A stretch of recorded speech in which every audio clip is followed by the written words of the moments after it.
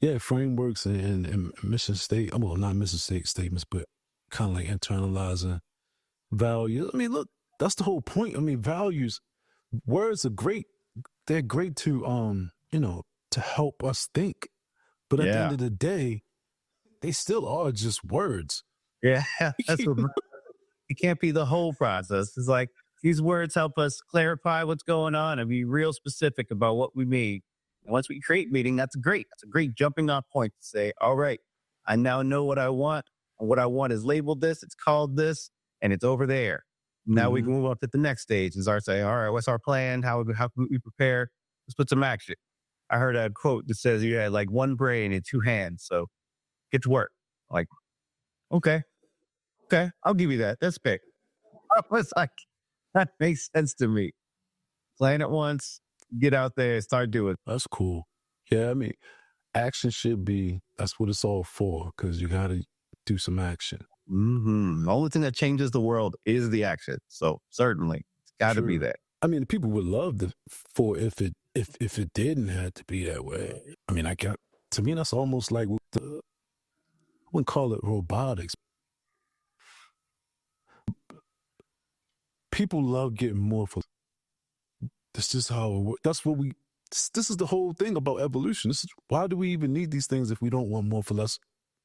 For the most part, some people. It's almost that we've had so much evolution and advancement in technology that some people love to go back, and maybe it gives them a sense of comfort. But some people love to go back for some sense of fun or what have you. I kind of understand, but like people who live off the grid, for an example, I guess I get it. You want to get back to Mother Nature. It makes you feel comfortable. Maybe you grew up a certain way with certain types of, I wouldn't even call them traditions, but just means to survival. Maybe it just makes you, or maybe you didn't grow up that way. Maybe you feel like you need to get back to things like that to ground yourself. Maybe Hey, you don't like how society works, in big cities, and then you just feel like, oh, let me go cut down some trees with an axe. It'll make me feel grounded. it definitely gives you a lot more focus. When you can limit your focus to just one thing, you can get a lot more feeling of a sense of control over your environment. Even though it's not true, it's enough to make you, with a lot less options, there's a lot less to worry It's true. I mean, yeah, a lot less options, but a lot more work. about.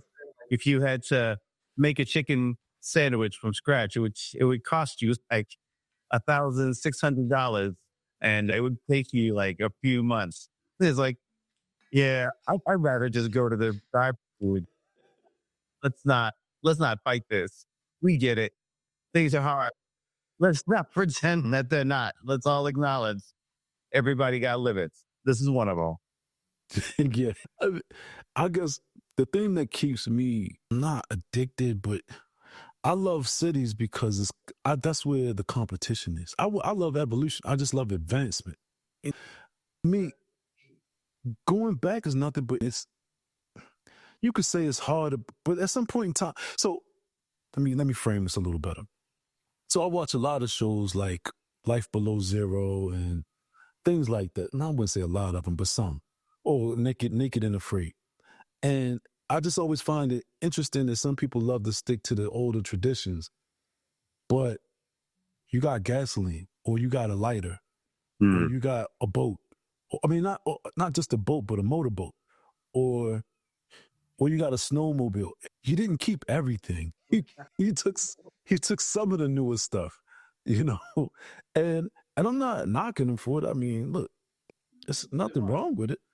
It's just that that's not all it is. It's not all I want to just go back to the older stuff. It's it's something else there. It can't be just I want to go back to the older stuff because you kept some of the newer stuff too. Exactly. Exactly.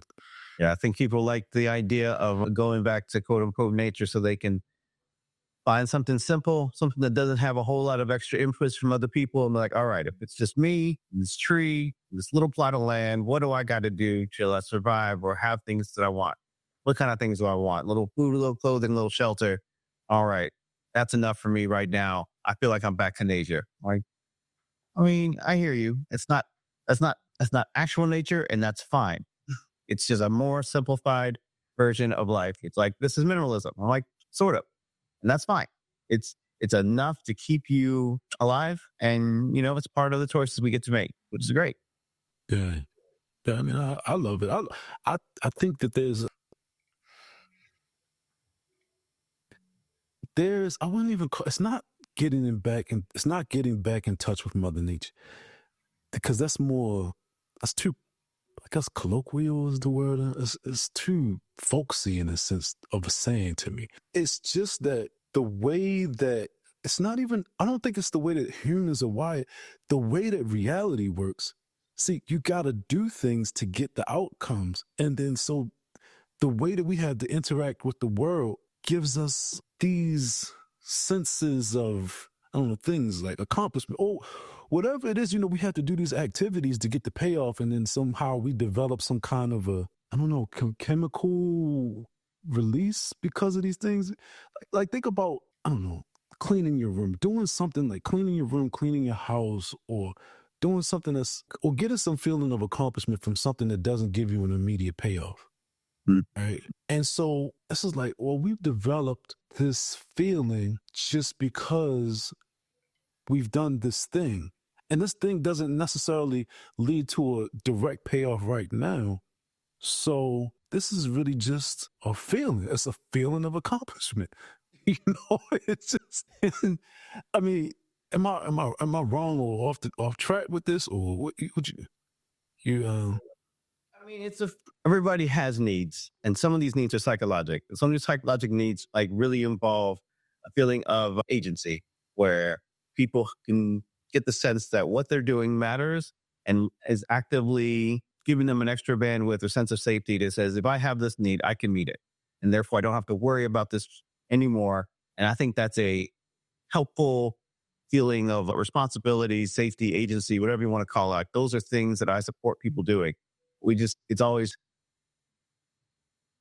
sad to have people not recognize these things are a limit. There's no such thing as absolute agency. There's no such thing as having all the power in the world to do anything you feel like. And like, that's not what we're doing here.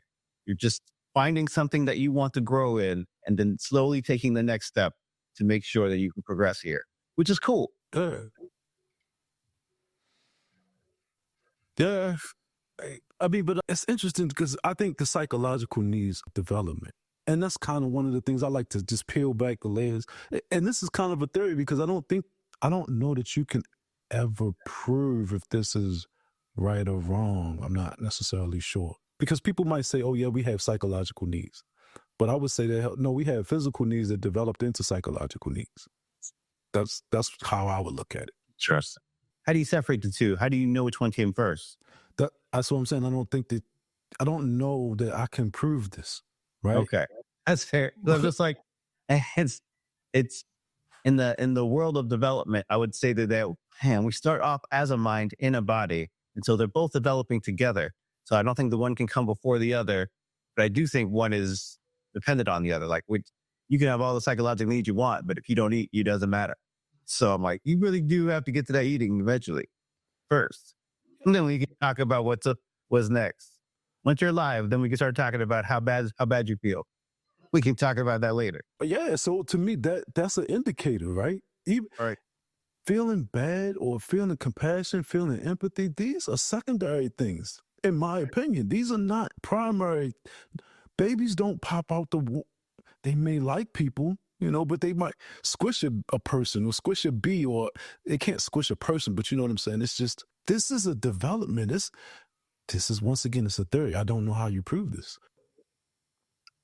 I I have to operate on that theory that I I I don't accept when clinical people, whatever, psychologists, whatever, and they just think, oh, yeah, we have these desire. Well, we have these psychological needs or desires prior to the physical needs. Like, that's what I mean about the whole feeling of accomplishment. Hey, I know that I need this thing, and as guess as I'm building, as my brain is allowed to think longer and longer range, I know that this piece that I'm putting in place is in line with me reaping rewards over the long term. And now I have an, or I guess a sense of accomplishment. I don't know. It's satisfaction. I don't know what you would really call it. But not because I'm directly tying that to this, it's because I'm subconsciously tying that to this. I think that you got, like you said, you got to start with eating first. Like, oh, we need shelter. Oh man, it's cold. Oh, it's cold. This hurts. Oh, I don't like this. That's to me where it starts. Mm. Hey, oh, we're walking on this ground and my feet hurt and they're cut up from these rocks. Mm-hmm. Let me make it, it's not even shoes at first, right? It's just let me protect my feet. I need to protect the cores long enough to be able to keep the blood flowing. All right, the blood's flowing again. It's going out to my extremities. My extremities are really cold and painful. Let's find something to cover that now. Make sure that'll work in an environment that is harsh. Oh, Yeah, so that I mean, it's unfortunate to me that I don't think that I can actually prove that, but I guess this is going to have to be a belief that I have, and I could spar with anybody with these ideas, I, but I don't see how you get to psychological things before the physical things. If we look at single cell, but if you're FI though, you're FI Dom, like you get how their experience overrides any other factors. So but like the one data I have is how I feel. Therefore, even if I have to eat to survive, I felt hungry first, and therefore feelings are the only thing that's going on. I'm like I you know what I'm saying? I can understand that perspective. I can see where they're coming from. And it's just the way they look at things is not geared toward data, geared toward external data. Like internal data is their priority. And therefore they are no longer going to, they're not often going to start with the idea of let's meet these external needs or needs from the external environment first. but my perspective isn't in line with my perspective that I laid out in the book. Is that rational types are outgrowth of irrational types. To me, this is the same case that Rand laid out in The New Intellectual. Attila and the Witch Doctor was the original. Oh, then became the producer, the businessman and the intellectual. And that was an evolution, right? And theoretical as it may be, I don't see the case against it. And that's why I always look at these things in a directional way. That's why I never take rational and go backwards. I always take irrational and go forwards, if that makes any sense. Sensing first and then using the sensations to build a rational argument. Because where would a rational argument come from?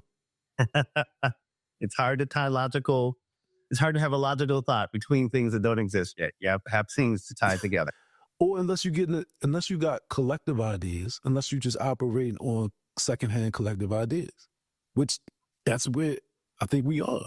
You just believe what people say, and you just operate on that. So I think I have to I have to have conviction on that perspective, and I'm pretty sure that there are people who will argue me down about it. But once again, it's not something that we can really find out. I mean, people say, "Oh, we have neurons in our stomachs," and True. And it's like in brain down there. I'm like, sort of. We can define neural networks. There's like a loose kind of brain in there. I'm like, we're being really generous with this word, but okay. How does that what relevant data does that provide us? Like I hear you. You're saying there's a neural network down there. Like, yes. It's like, and therefore I have a good feeling this is where it comes from. I'm like, do we have any data for that? Like, is any of that true? I mean, I hear you. It could have something in it could influence things.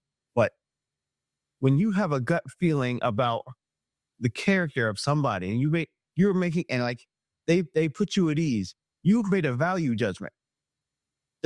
is your gut doing that judgment? Like, is your actual stomach doing that, or is it just supporting what you are coming up with, and your brain is making meaning of the sensations you've had, and yeah, the different It's association. associations you make it. Association and emotion. I mean, I believe that that's emotion. And this is another case that I tried to make in the book is that people conflate.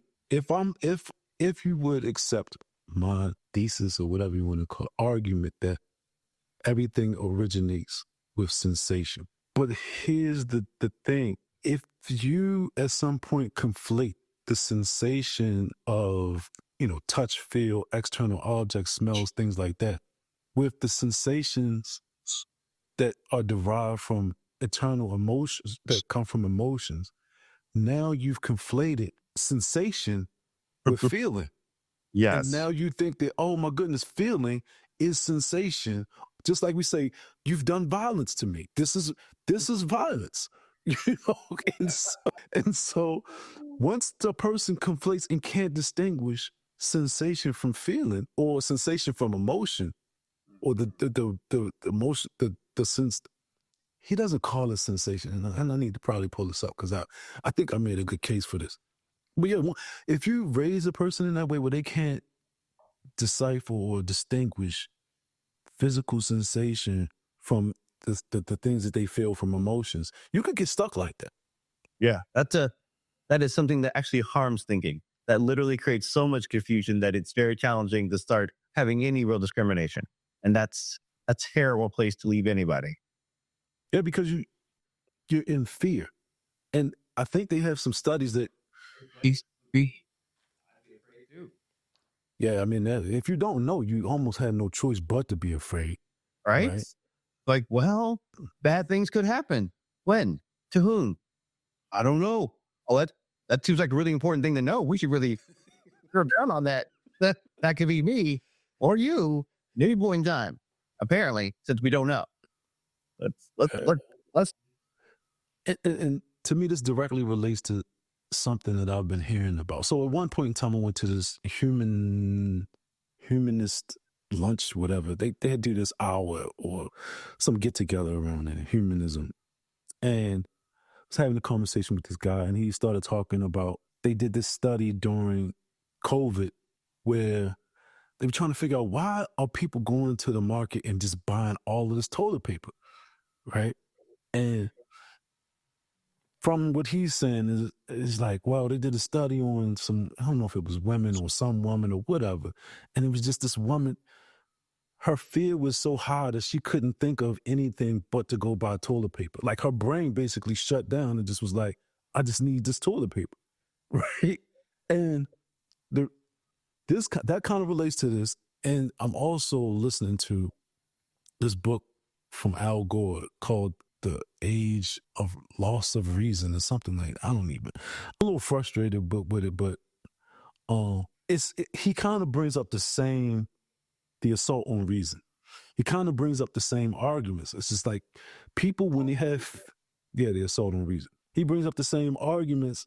Like, man, when you stoke fear, and I guess this is mostly aimed at G.W. Bush when he was saying like he was stoking fear in people and trying to resurrect it, put a different preface on the front and kind of relates it to Trump, I think. And it's like, oh man, when politicians stoke fear, then we can't use our brain and our reason is gone. Our reason capacity for reason is, and so that's why we don't want to operate on, which is totally disingenuous because it's like you all people want to operate on fear too. So it's just let's not play this game, man. how can you believe they would do that? That's crazy.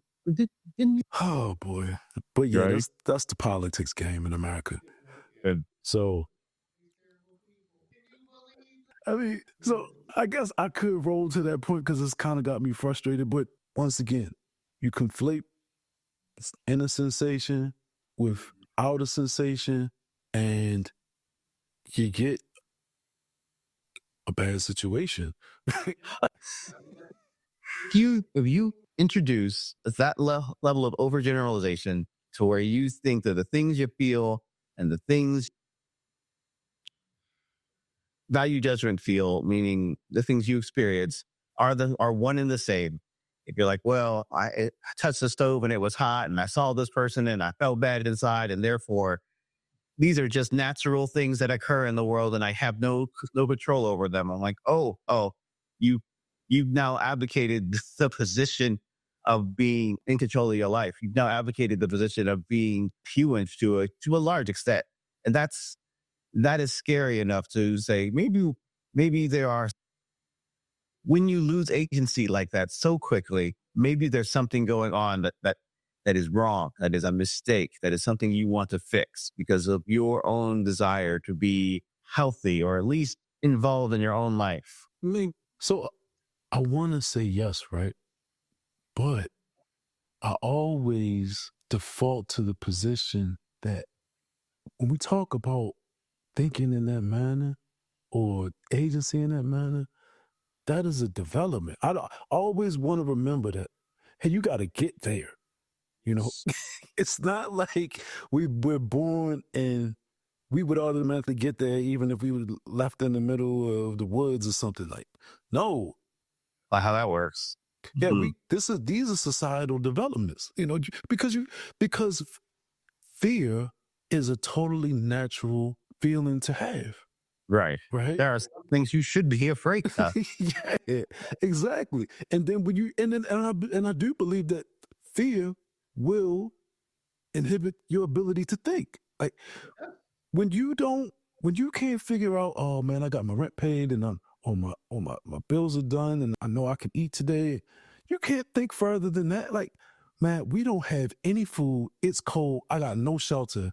Don't talk to me about tomorrow. Don't talk to me about next week. I don't want to hear nothing about that stuff. Mm-mm. You know? So it's got that, and that's what I mean about societal developments. Oh, we can trade. Oh, I can work and get money and, you know, liquid capital, no, not capital, but, you know, income funds, money, trade. Oh, we set up a society where we can kind of like fend off the people who would want to do bad, or hopefully fend off the people who want to do bad things to us and take our stuff, you know? Oh, okay. Okay, so now my mind can relax a bit. Or now I can I can strategize about some other time. Or I can sit back and just chill and think about maybe 10 years or 5 years down the line, I've afforded myself that much space, then I understand that. Yeah, but the base human base case, man, it's I guess what we used to call it on guts. We, we, we That's a whole different world and a whole different approach. So yeah. Yeah, it's no joke. You can't just wing it all the time and be surprised how things are going. You have to actually try a little. yeah, absolutely. I mean, and you need help too, though. That's the Yes, it's a beautiful thing when you actually raise people. exactly, man.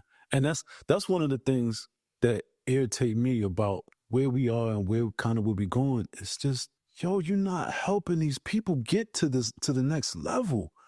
We're losing generations of people because because we just pretend like, oh yeah, all of these things, this is the given. Civilized is the given. Uh, I know it. Therefore, everyone knows it. What else would we need? Like everything. You would need all of the things are what we needed.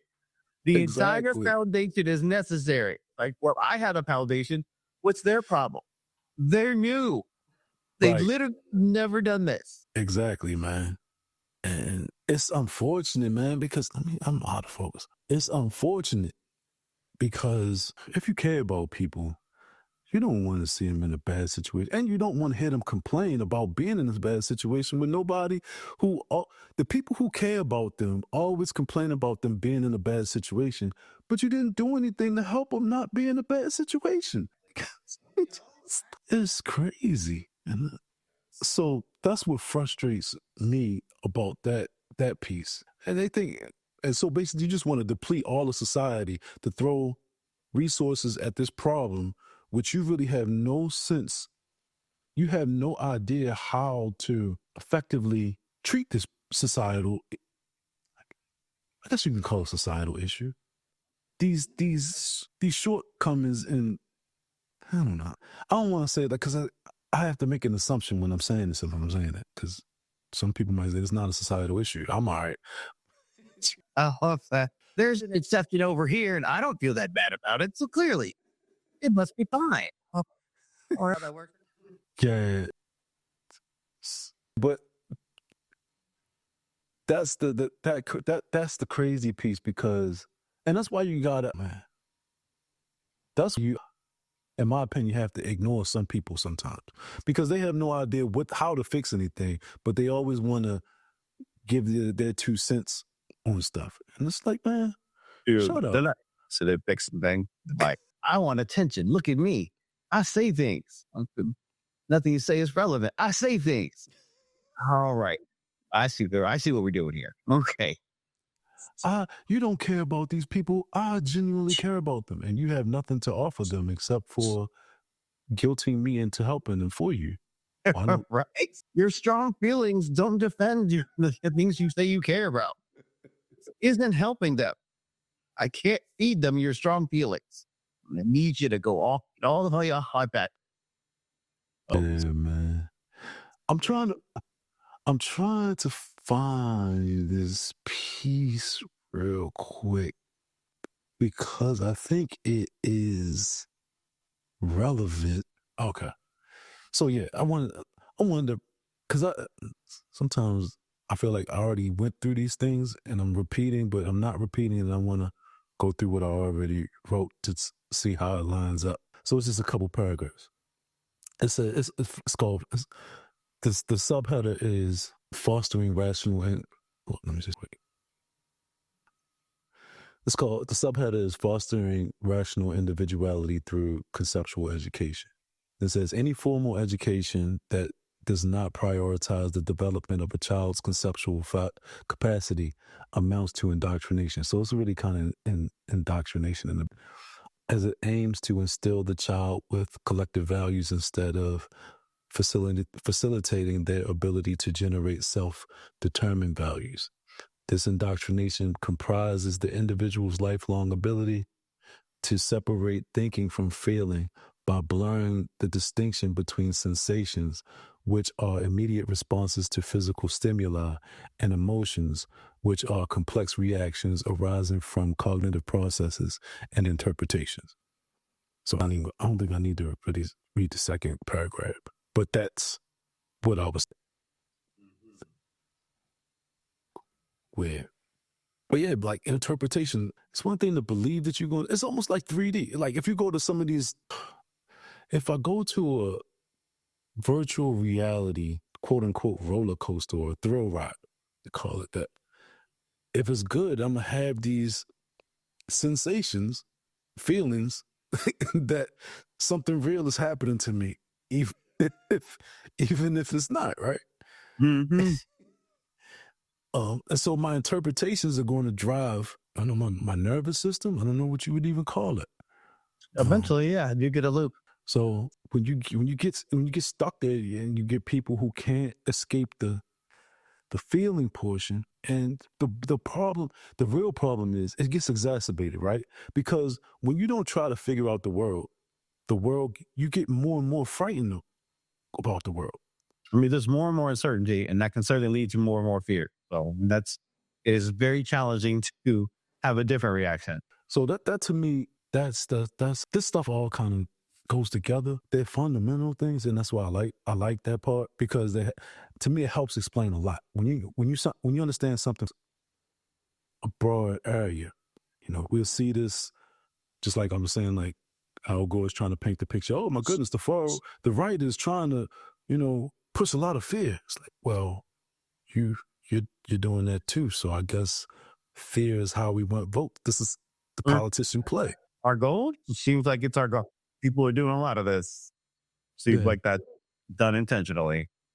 It must give them something. Yeah. So, I mean, I guess I got to throw this in here just because it's kind of fresh in my mind. I think I might have to write a review on this book, but he tried to set it up like, yeah, he did the Kant thing. Oh, we're going to talk about reason. And it's not really reason. It's just, you wanted to use an intellectual argument to destroy your enemy. So you set it up like you were getting ready to come with the intellectual argument, and those people over there, cavemen. And then you just told me how you felt. That's just because that's really what he did. He set it up like, and if you look at this study, if you look at this history and blah, blah, blah, and those people over there are the worst because they did this and then they did that. And Oh, I love it. I love it. Yes. My side is better than their side. Believe my side. We have studies, and these studies show these things exist over here. And if those people over there don't agree with these studies or know these studies or agree with me, and therefore they're bad people. I mean, there were a lot of jumps in there. I don't think any of those things logically follow. I get it though. You don't like them. That's what it sounds like. Sounds like you don't like them at all. and he may have good grounds for not liking it, but don't try to paint it like this is an intellectual case. Right. It's really not.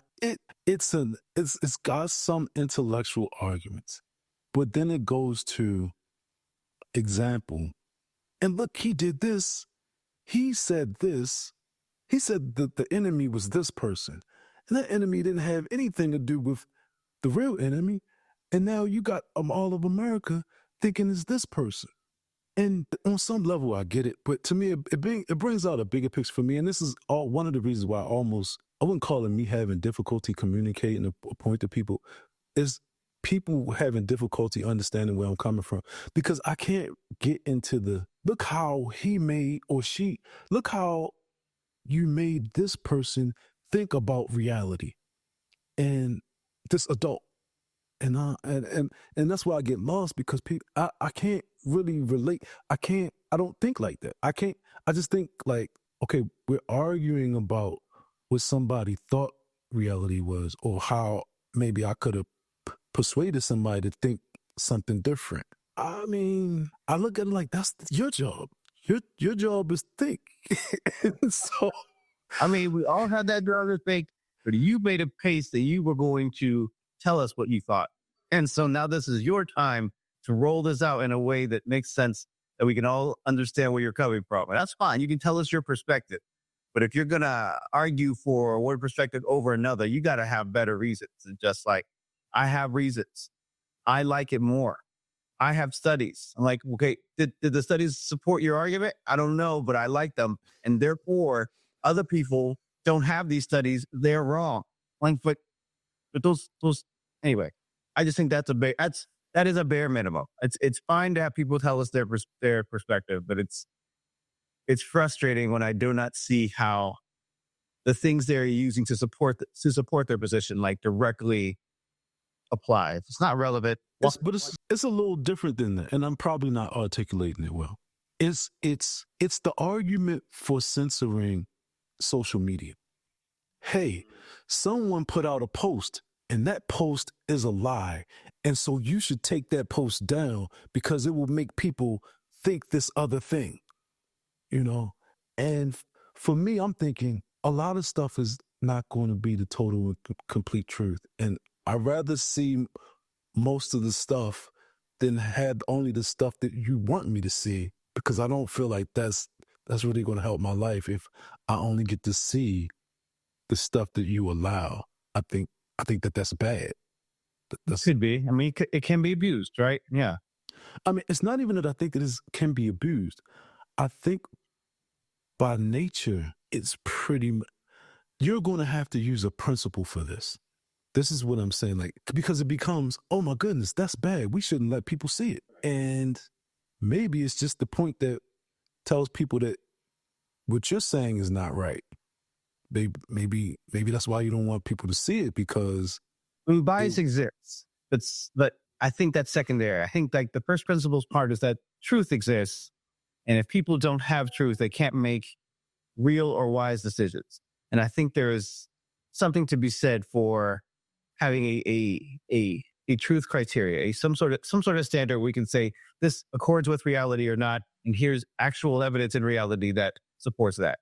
I think there is a benefit for that, and it's cool to see when people can take that truth standard and make it the most prevalent thing possible by like shouting out all the other people who are coming against truth standard. When people then take the truth standard and then say like I like it or don't like it, that's a bias standard. And we can have a different conversation. Like, I mean, we could all let everybody talk about how much they, well, what they think about the facts. But I really want, when people say we should silence people on social media, I'm like, that's the wrong approach. You need to make the truth louder. Do a better job of telling me what the answer is with real data. Like, show me what really happens and say, hey, this really happened. And when other people say, well, I don't like this thing that happened, they can say that as much as they want. But I need to know the actual thing that happened, please. And thank you. But let me ask you this. Do you think the truth is easy? Mm, if everybody was being objective, it would be easy. Meaning, like, there is a element of fact that exists that is objective. And so it's like, hey, the sun is hot and gravity exists and water is wet. I'm like, yeah, that's super easy. Perceptually, there was no interpretation needed. It just failed. We perceived it. It was there. Someone conveyed it. I'm like, that's easy. But that doesn't always happen. People don't convey things just as they perceive them. They usually convey them with some sort of interpretation. Yeah, that's so. This is because I'm thinking using Young's framework is a tool. Mhm. If I'm looking some of the conversations that we've had, and I've talked about rational versus irrational, and I'll just use for as an example because people may know it. The Terrence Howard flower of life conversation or whatever, or there are no straight lines in reality. That may be true, that there are no actual real straight lines in reality, but it's not really relevant. It doesn't serve us. Right. Well, So we define it within these parameters. It's not absolutely true. Well, nope, that wasn't how we defined it. We didn't define it as absolutely true and textually true. This one portion, it is more straight than this random curved circle. Clearly, they're different. That's that's all we needed. We needed just to have enough of a straightening on this continuum to be able to use it, and now we can use it. It's functional now. got it right. And I'm the bad thing to me is because I'm about to go to a next point is that I don't think he's doing anything wrong by saying that. I just Mm-hmm. think that it doesn't help people, so we don't care as a rational person. It doesn't help my life. You know, if it's not so, it's not that it's untrue. It's just irrelevant, right? Mm-hmm. And then if I look at the truth on a interpretation scale, okay, if I think about thinking versus feeling, and I'm like, well, is this intellectually or conceptually aligned as truth? Or I could take the position of feeling and say, well, is this a good thing or bad thing for me or for people? Because, and this is to me why truth is confusing, especially in the public sphere, because people are really talking about different stuff. You know what I'm saying? And so this is why when one person says, okay, this is truth, I mean, I could take the TI approach. I'm my iNTV. Like, hey, we need objective evidence to be conceptually aligned, and that's truth. And you can all, I know I've gotten feedback from people that's like, well, you're using a logical framework, but what about people who don't use a logical framework? That's my bias. You know what I'm saying? They are not my audience. You're right. They don't agree with me. Cool. I am not here to convince every human being in existence to agree with me. I'm here to give my perspective. This is my 2 cents. It's like other people have their 2 cents. They do. That's not my 2 cents. My 2 cents is this. And that's why I say truth is difficult, and err on the side of letting almost everything through, because you're going to have a bias. Neurodivergent people are going to have a bias. Irrational people are going to have a bias. Emotion-driven people are going to have a bias. And I don't want anybody to really police this as that much, to be honest with you. I mean, except for parents. I think this is the part that we have done a poor job with society, is that you pretended that all adults are mature. All adults are responsible, regardless whether they're mature or not. But like, it is the goal of maturity to walk through and know what the rules are, to know when you apply the rules and when not to gain that level of insight of discrimination, so that you can be mature enough to say, this is right in this context for this reason. This is wrong in this context for this reason. That's what adults are supposed to do. But like when it comes to children, like they have not been, most people have not been effectively raised yet, you know, to be able to think that way and to have that information. They don't have that experience. And so like when it comes to putting things on the internet, I'm like, this is why parents have to restrict the access of kids to the internet. I'm like, there are so many possible options on the internet that it's hard to say that you are going to be able to vet all of them. And so kids use a much more curated experience. And I wish that was properly understood enough for people to fully accept and just use as a obvious framework that this is what parenting is. We have to keep the bad things away and keep the good things in so the kids get enough good things to start having their minds develop. Like give them time to develop, then give them the resources to start thinking. And then you can start exposing them to more and more bad things. They're like, hey, these things are things other people think that did not work out well. Let's explore this. What about this one? What about this one? What was the lesson there? I mean, so first of all, I'm talking about adults in the jump because that's the assumption. This is the only conversation you only can have a moral conversation with adults. We're leaving the okay. All I'm saying is that when people say we can't put a bunch of things on the internet, I'm like, that only applies to children. That level of curation is not necessary or possible with adults. People are going to say things you don't like. We're going to have to move on. There's not enough oversight in the world that is going to fix it. And I mean, and I get the reasoning for making it possible to have parental. So I get that. I think I don't know if I disagree with what you said. Because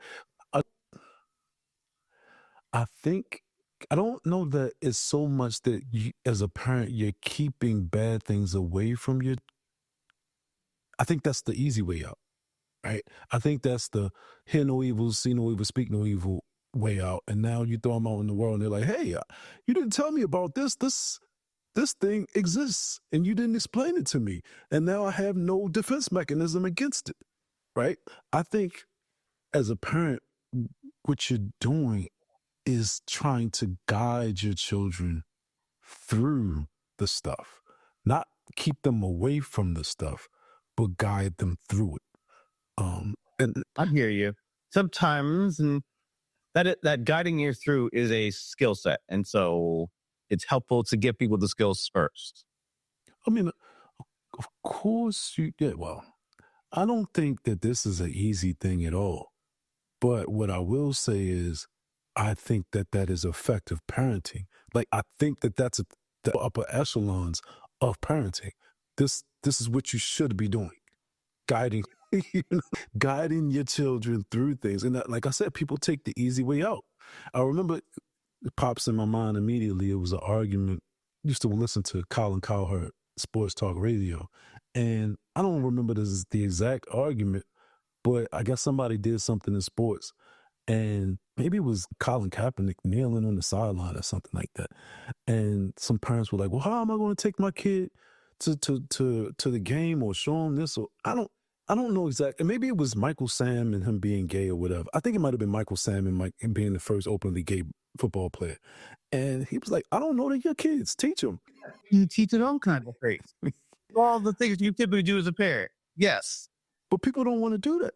They don't. Josh, this deserves its own, more than a talk. It deserves an area of focus, period. People do not want to parent.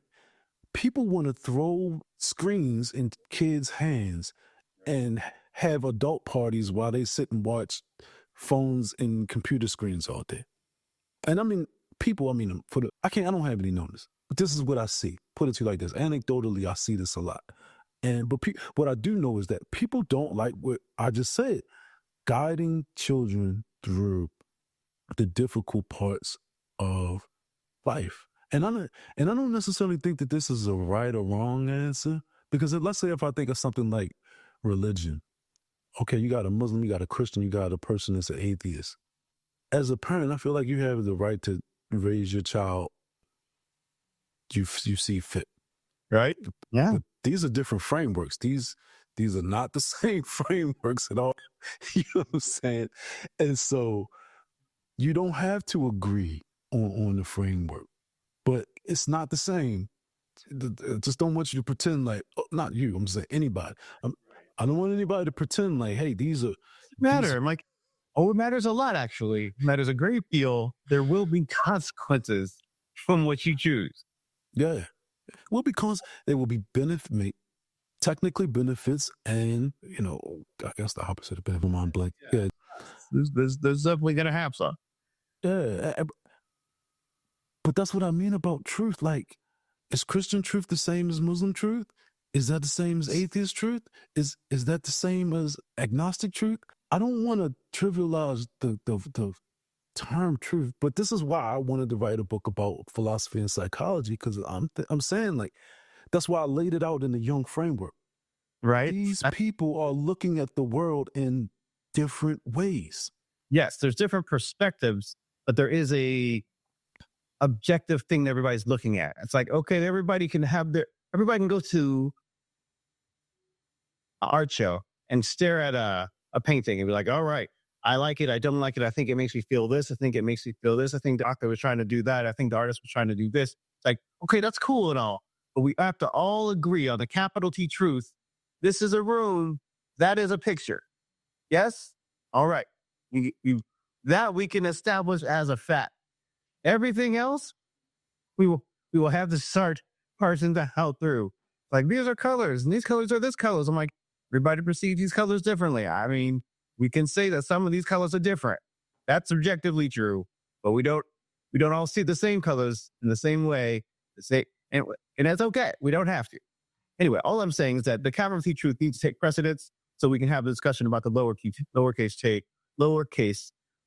truths, meaning the things that we believe about the actual objective things. I mean, I agree. I agree. But I don't think people care as much as about the capital T truths as You are correct. You are correct. I This think. is the struggle I have. I'm like, I care a great deal. They're like, yeah, I don't care that you care.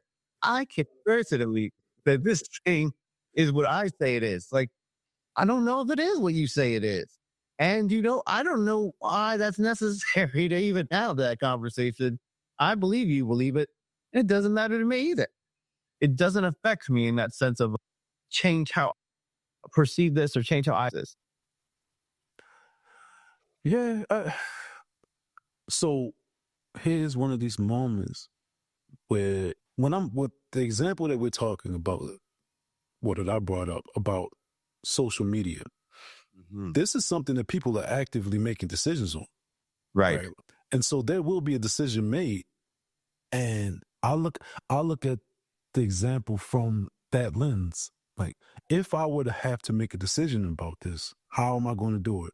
I don't want to be like, well, it could be this and it could be that and it could be.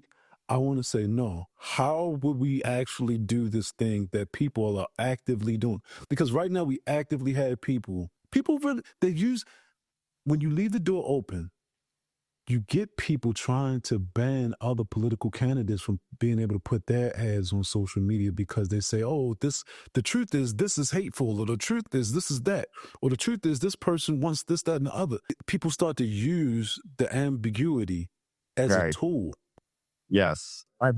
And ridiculous. Like, this goes against everything we're doing, and it's actively stifling both conversation and like thought. Like, we're not actively able to build one thing on top of another because we continually redefine things and change things in a way that is unhelpful. And this is my mind, and I perceive what you just said, and my mind says that's why you have to go on the offense.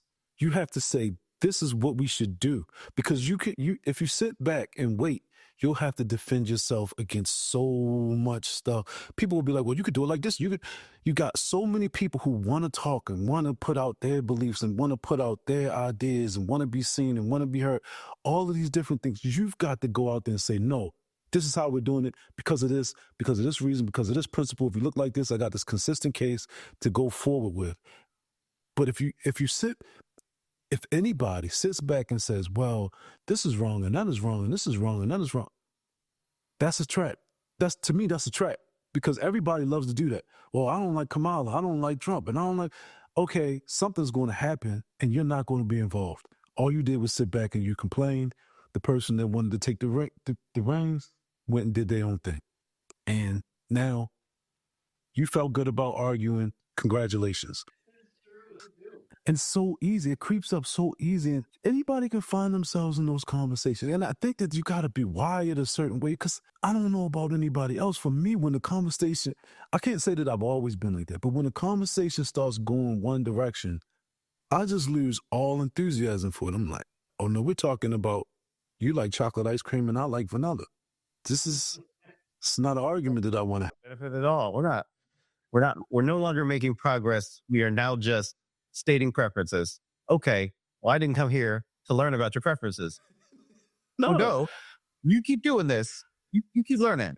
But I want to do something else. I have an actual problem that needs to be fixed. And this is not problem focused. They're solution focused. This is just, this is something we do to build trust and get closer to one another. And Right. there's a time for that. Yeah. It's not now, but No.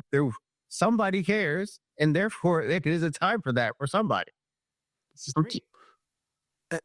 Yes, I think you laid that out beautifully. The thing that just, as I've gotten older and I start to notice, oh, wow, you see that people use this, and I don't know if they are using it as intentionally, but something is going to happen. And I'm like, well, how can I sit back and have this conversation about preferences and then let me give you it's not a perfect example. This is just like a theoretical example. There are many times when you get into a meeting and people are just like back and forth, back and forth, back and forth, back and forth. And if you're trying to be thoughtful and trying to be, earnest about trying to get the idea, you're like, okay, I'm trying to hear what this person has to say. I'm trying to hear what this person has to say.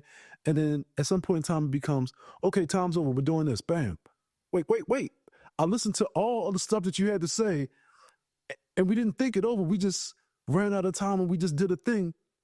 No, I'm not getting, you're not going to hit me with the banana in the tailpipe ever again with that. That's, you don't care about thinking. You just want to say random stuff after random stuff. Here's a consideration. That's a consideration. We could do this and could do that and could. Time's up. Signing into law.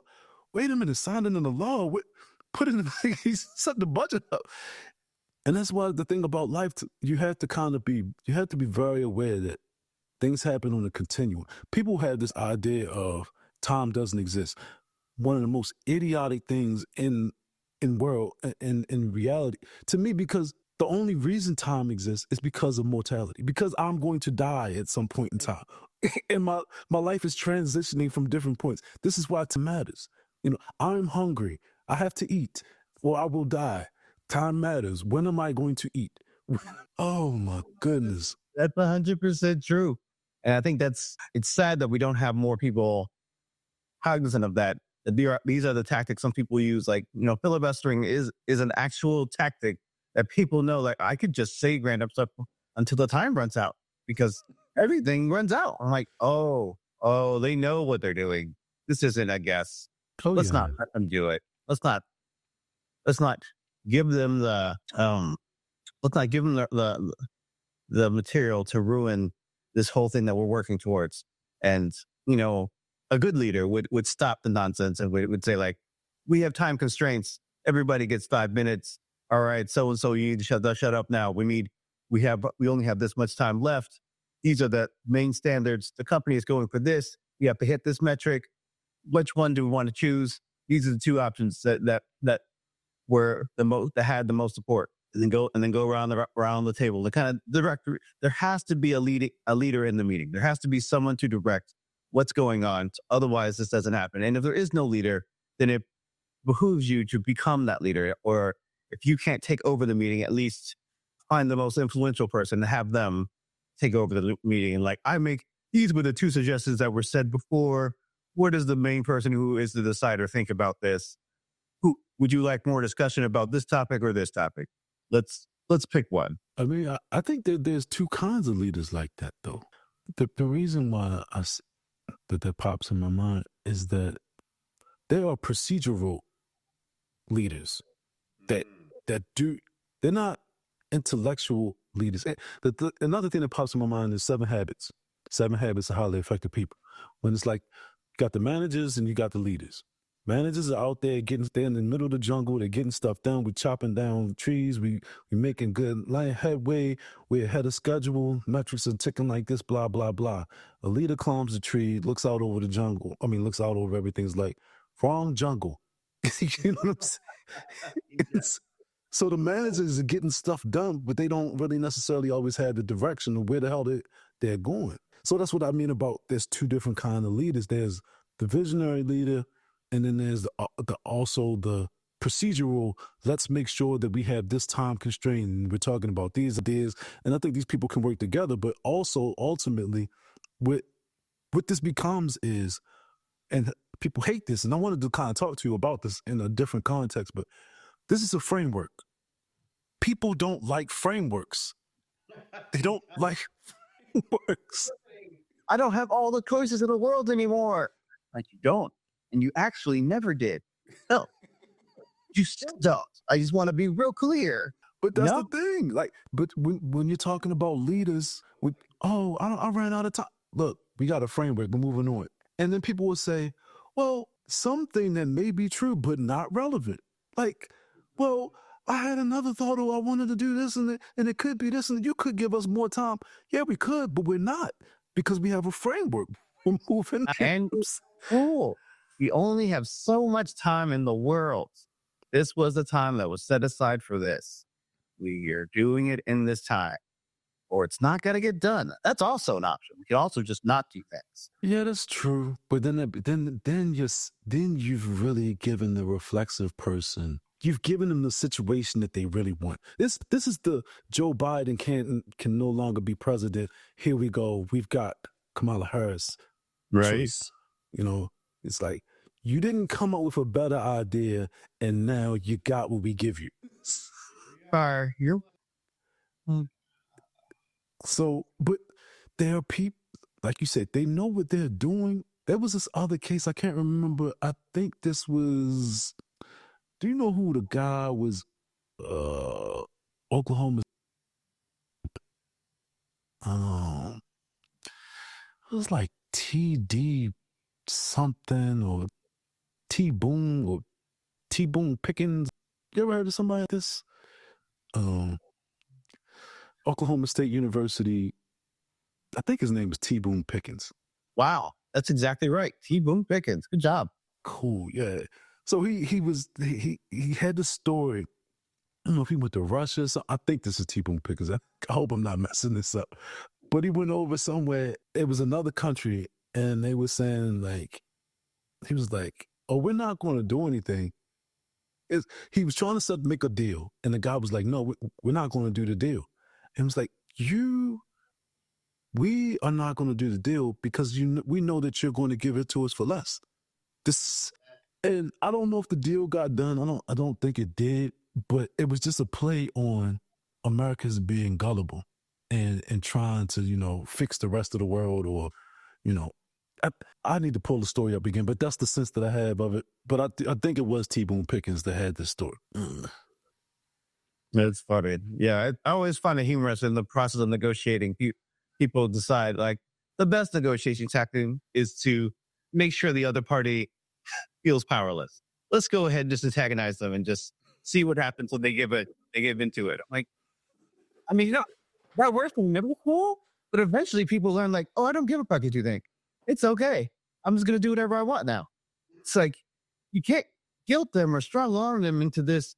You can't shame them into just going along with the crowd when you're two independent people. When you show up to a deal and you're both doing okay and have all your needs met, you can't just show up and like, well, you're gonna have to do what I say now. It's like, I don't think that's how negotiations work. So I'm definitely not gonna have to do anything I don't feel like doing. It's like, well, you're gonna have to. It's like, no. So you want me to? You've mistaken your position. I don't work for you. You're treating work for you. I don't. I don't. We're negotiating. You giving me something, but you still not giving me something. So I don't. I definitely don't work for you. But to me, that's the interesting thing about trade.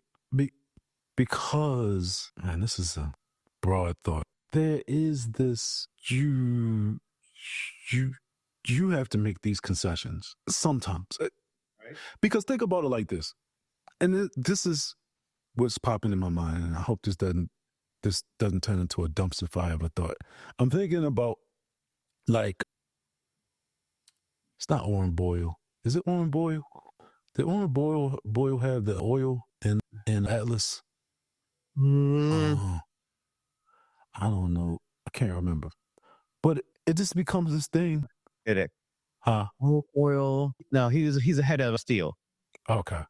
So whatever the guy was that had the oil fields. The point of it is, it's like people who want to make money and who are rational, and I don't necessarily just use fictional, theoretical.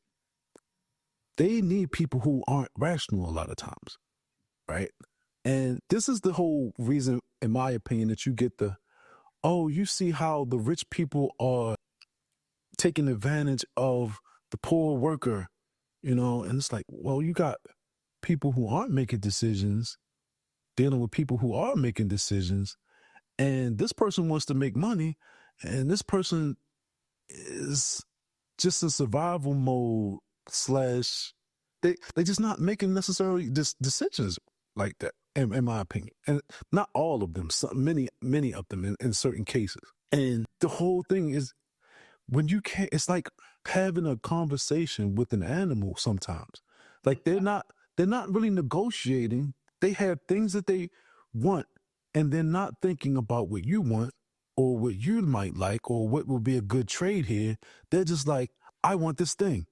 And Yes. I You will just give. want it. I want the thing. You will give it to me because I am competent. I'm confident you will give this to me. Why? I don't worry about why. I want it, and therefore you will give it to me. Do you have a deal?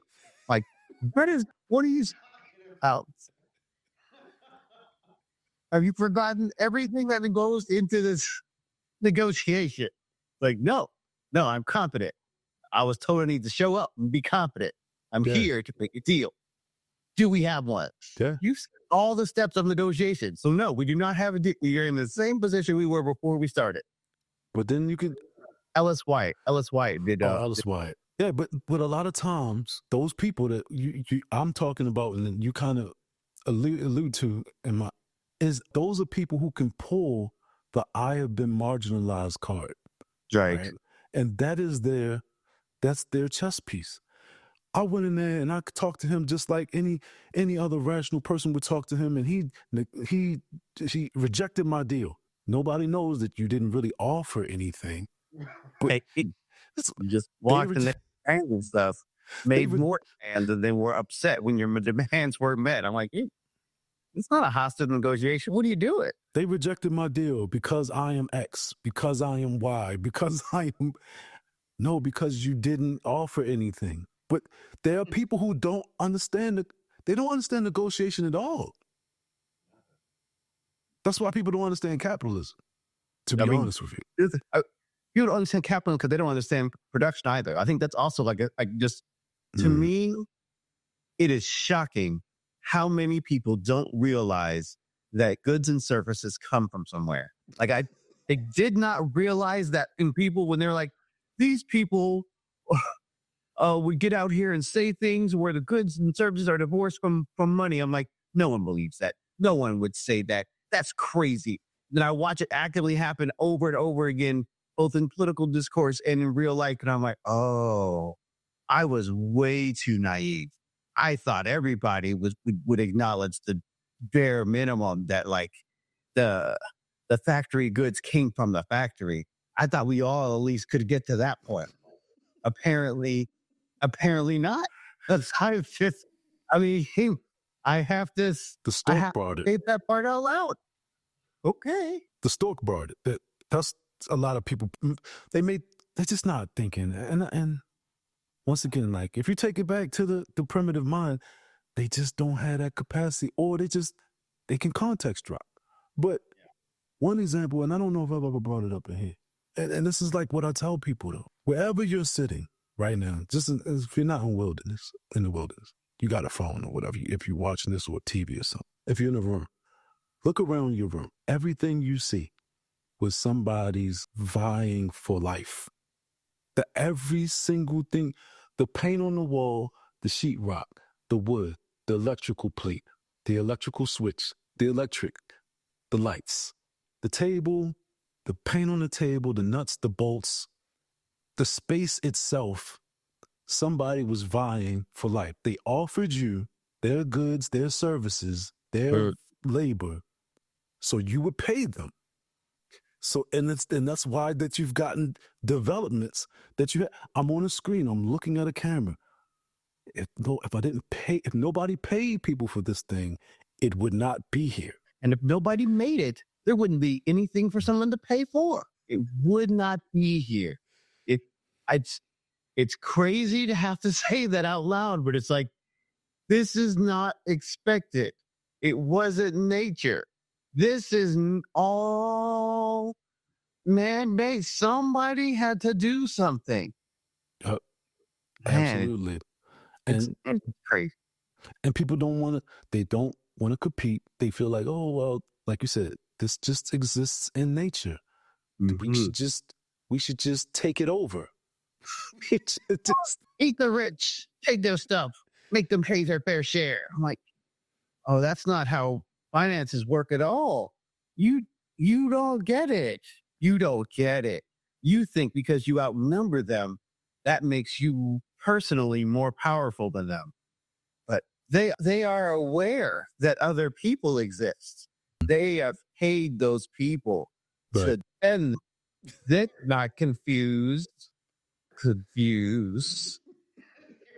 You're like, I'm just going to overwhelm them with numbers. And they're like, they could overwhelm me with numbers. I'm going to make sure I make that part of my risk mitigation plan. And they have thought through this, whereas you are starting the process of thinking, they have already finished this, prepared, and already moved to the next stage. I find that it's sad, it's disappointing, but it's unnecessary to have that conversation. When people say these things out loud, that is the time for people to educate them, to say, the rich are prepared for you. They're not confused about this, but you are misunderstanding where your things come from. These people are only rich because you keep giving them money.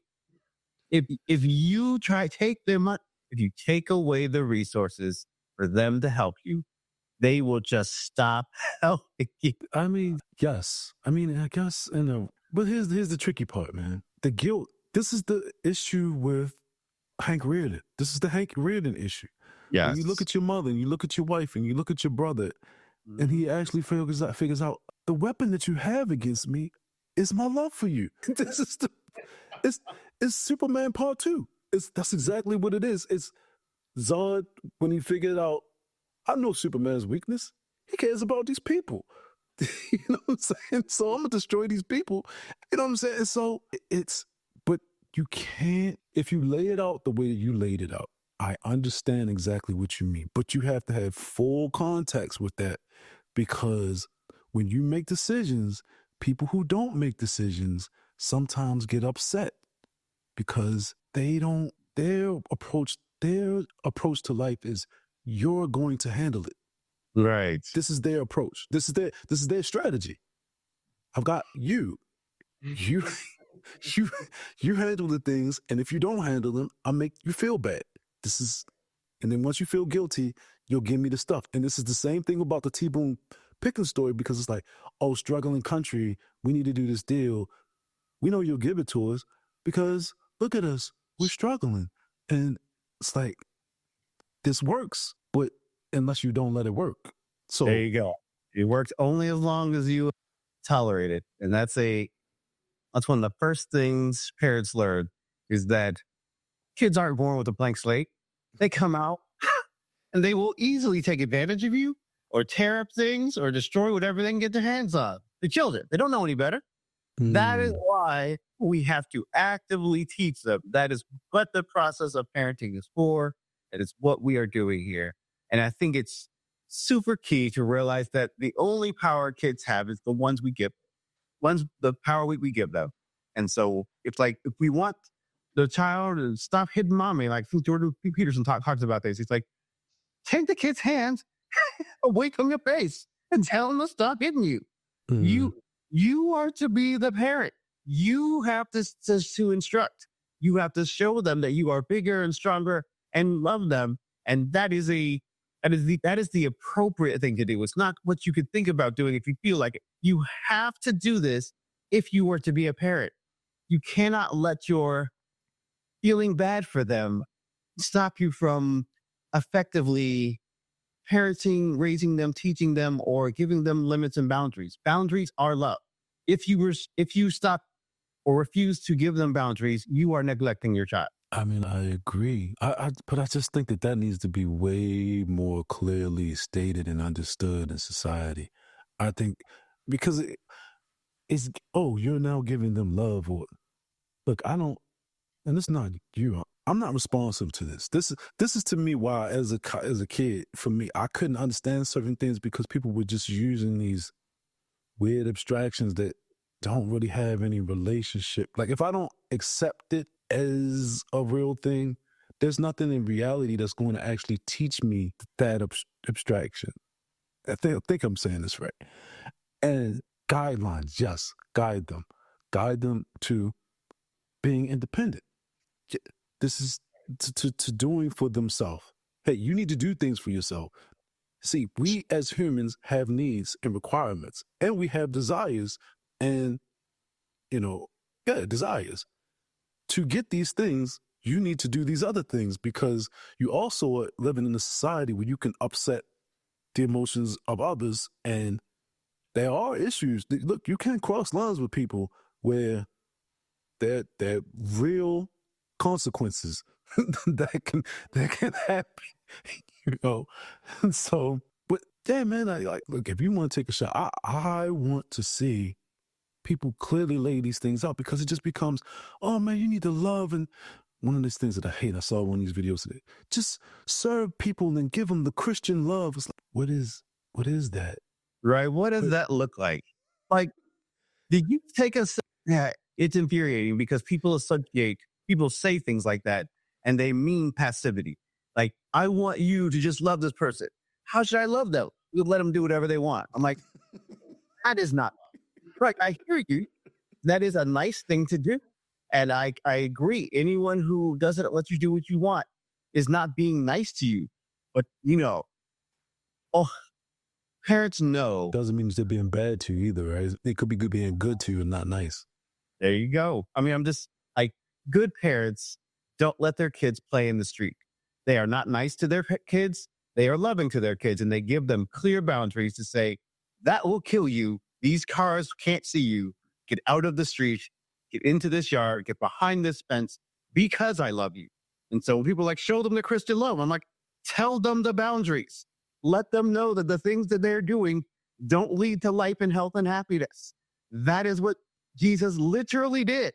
If you're going to be a little Christ and you're going to be Christian, then you should at least tell them the same thing that Jesus told them. He's like, don't go that way. That's a bad way. It ends in death. Well, that doesn't sound very nice. I'm like, it isn't. It isn't nice. That was terrible. Apparently, people don't like it. He mentioned something about that throughout the whole book. Maybe we should just do anyway. It gives people a reason to preach. It gives people a reason to express the points that people have made this mistake before. It has ended poorly. I care for you and care about you enough to offer you the opportunity not to do that. And to the best of your ability, you can at least warn people. Yeah. But yes, but I guess for me, and maybe somebody might say, oh, you're stupid because you just don't, you don't take that and understand what that means. If I just say, look, I need you to explain, what are we doing here? If I put myself in a child brain, why do we need these rules? Right. Oh, we need these rules because there is pain and there is death. It's out there. Well, it's not out there. You can experience it. You know, and it's not pleasurable. It's not a good thing. You don't spun it, and these are the things that we've developed to teach you and tell you to keep you away from pain and death. Apparently, the pain and the death were bad. They were literal detrimental things that were harming you long term. And so we said, don't do these things. All right. And it, look, can it be some nuance to it? Of course, And do people take things too far? Yes,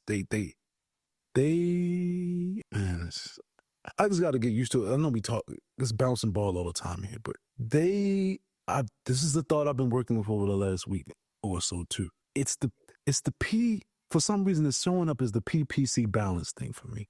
There are people who operate on production and there's people who operate on production capability. And to me, these are the rationalists and these are the empiricists. These are the people who would the goose that lays the golden eggs, they would eat the golden egg and have no more goose. These are the people who treat the goose in such a way that necessarily they don't let the goose lay the eggs or something, right? And so I'm thinking like that's what I mean when I say people take ideas too far. It's like, wait, I get that we've come up with ideas derived from reality, but you extended it too far that there's no reality left. Like, Right. so You bypass now, the creation we have, and you just extrapolated into the future. It was nice, but you're in the ether now, and now you have nothing to tell you back down. You're just saying things like, well, hey, it may have sort of kind of worked before, and so I assume it'll work this way. Like, that's a dangerous assumption, though. You're getting into a place now where that assumption doesn't work. I think that's where that passivity comes from, right? Because it's like, oh, Christian love and kindness for kindness sake. No, Right. kindness for a reason. Right. Right. That's the whole thing we're doing. We're not guessing. What are you talking about? You said crazy stuff. Why? Like, well, it feels bad when I say other things. I'm like, yeah, I bet it does. Yeah, so yeah, it's frustrating because it takes a lot of work to get to the nuance. And people don't like to do that. Maybe, I don't know if it's because people like simple answers. I don't know if people, but I don't know if they do like simple answers. I just feel like the complex people don't like breaking it down in that much detail to say. But it's also hard. Like That's true.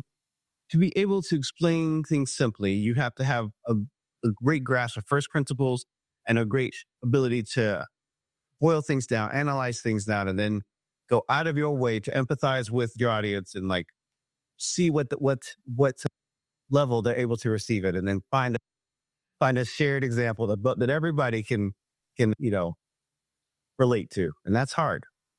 That's I hard. mean, but that's why I always say to err on not being too narrow. This is why I talk, what got us into this conversation, talking about what I would basically consider censorship in a sense. Because when you start letting your framework dictate, just keep narrowing the bands, like now you've strained life off. This is to me why you have people like Schiller having an opinion of, oh, when there's too much rationalism, art dies. And when rationalism is gone or when it eases up, then art flourishes. Because to me, you've got that when you start clamping down on irrationality, you actually feel them. That you are coming up with too narrow a set of barriers for people to experience in ways that don't actually affect you negatively. You just think that they're going to affect you negatively, or you're not clear in dealing with people and saying, hey, I understand you have this idea that goes beyond these bounds, but here's where negativity starts, where it affects my life. And so You you're live going in to this. catch these hands. You crossed over the boundaries. Now you're gonna feel something. And so, because to me, this is the whole thing about, well, I wouldn't say this the whole thing about good and bad, but ethically, that's why like to talk about ethics. There is a legitimate, objective boundary in ethics for me, whereas the morality is a little bit, I know I'm using these terms in different ways. Morality to me is individual, ethics is group based, good and bad. People will disagree. It's just my thing. It's just like, look, I'm a person in a group. I gotta set some boundaries, else everything is whatever somebody wants it to be, and I can't operate like that. So yeah, but we need leaders. Well, somebody's gonna come up with something. But is it a good thing if leaders who think well don't come out and implement? Then you just get with what the caveman just gives you. So, but yeah, man, Thank yeah. And it was something else I was trying to bring up last week to you. The FD signifier. Did you ever catch up with any of his stuff? I got to like half one of his lectures, so I didn't get to a whole lot of his stuff.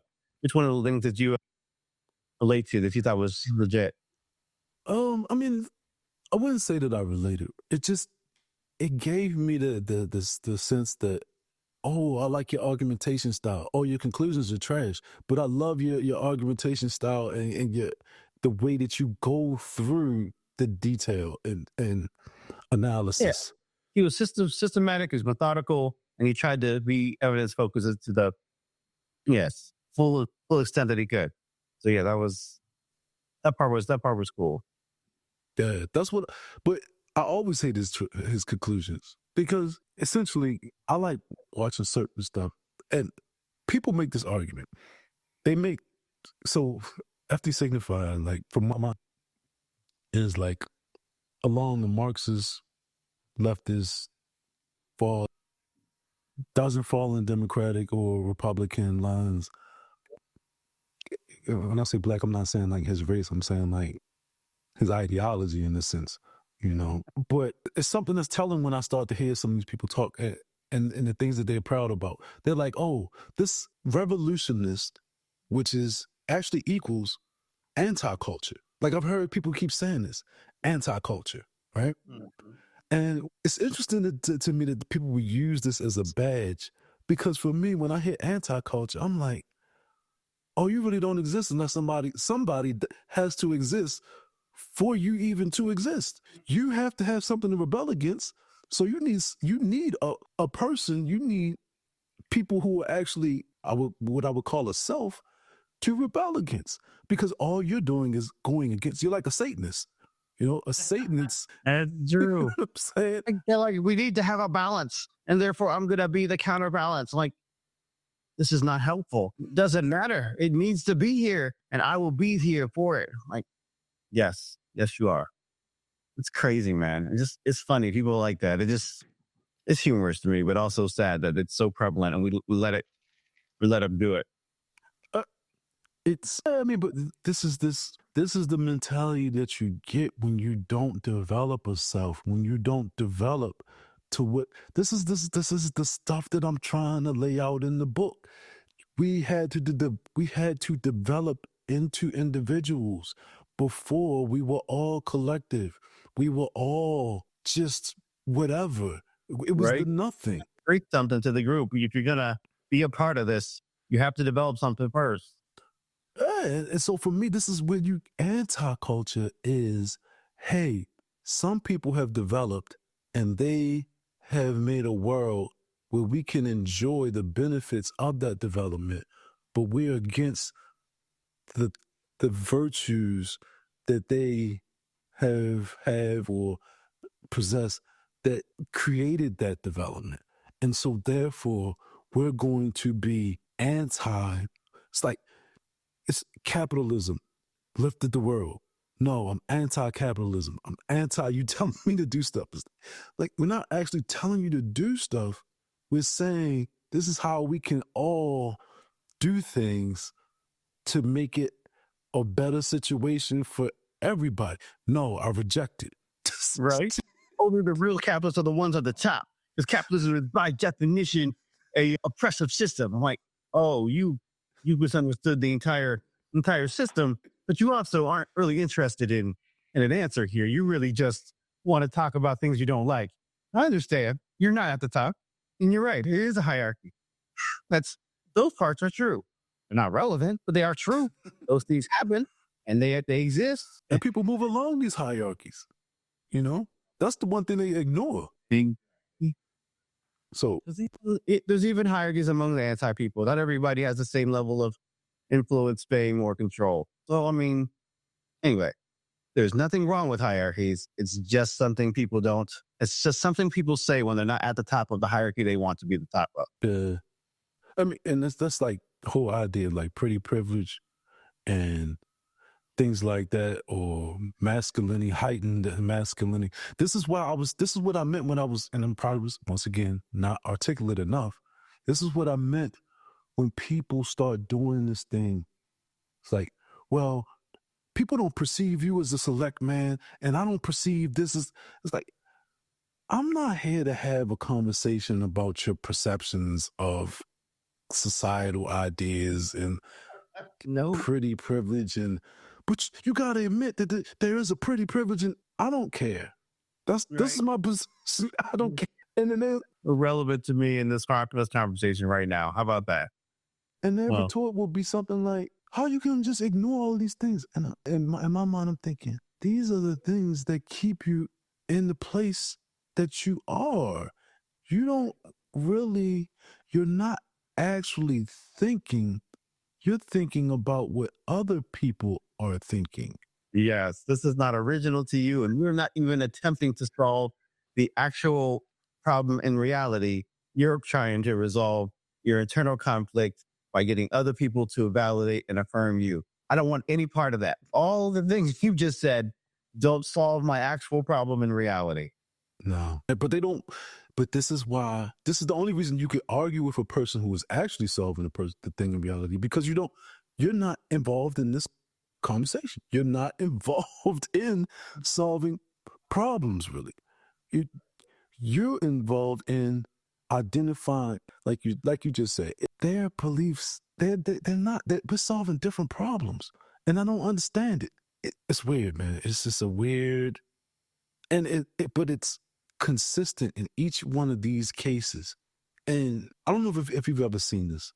Have you ever had somebody ask you a question about something, and then you give them the answer, and then they get mad about the answer that you gave them? It's like, I had to tell you what this thing was for you to even get mad about it. Right. My favorite is when they get mad at you about it and then disagree. Like, no, it was the whole point of agreement. That was the reason we got mad. You said, I don't even know this is a thing. And I said, oh, this is certainly a thing in this context, in this context, in this context. See, this has some basis in reality.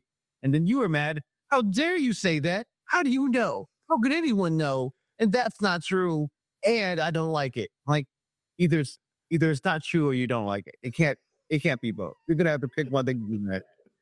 I don't I don't know what why you're so angry, but we really gotta rein this in. We're moving farther and farther away from being solution focused.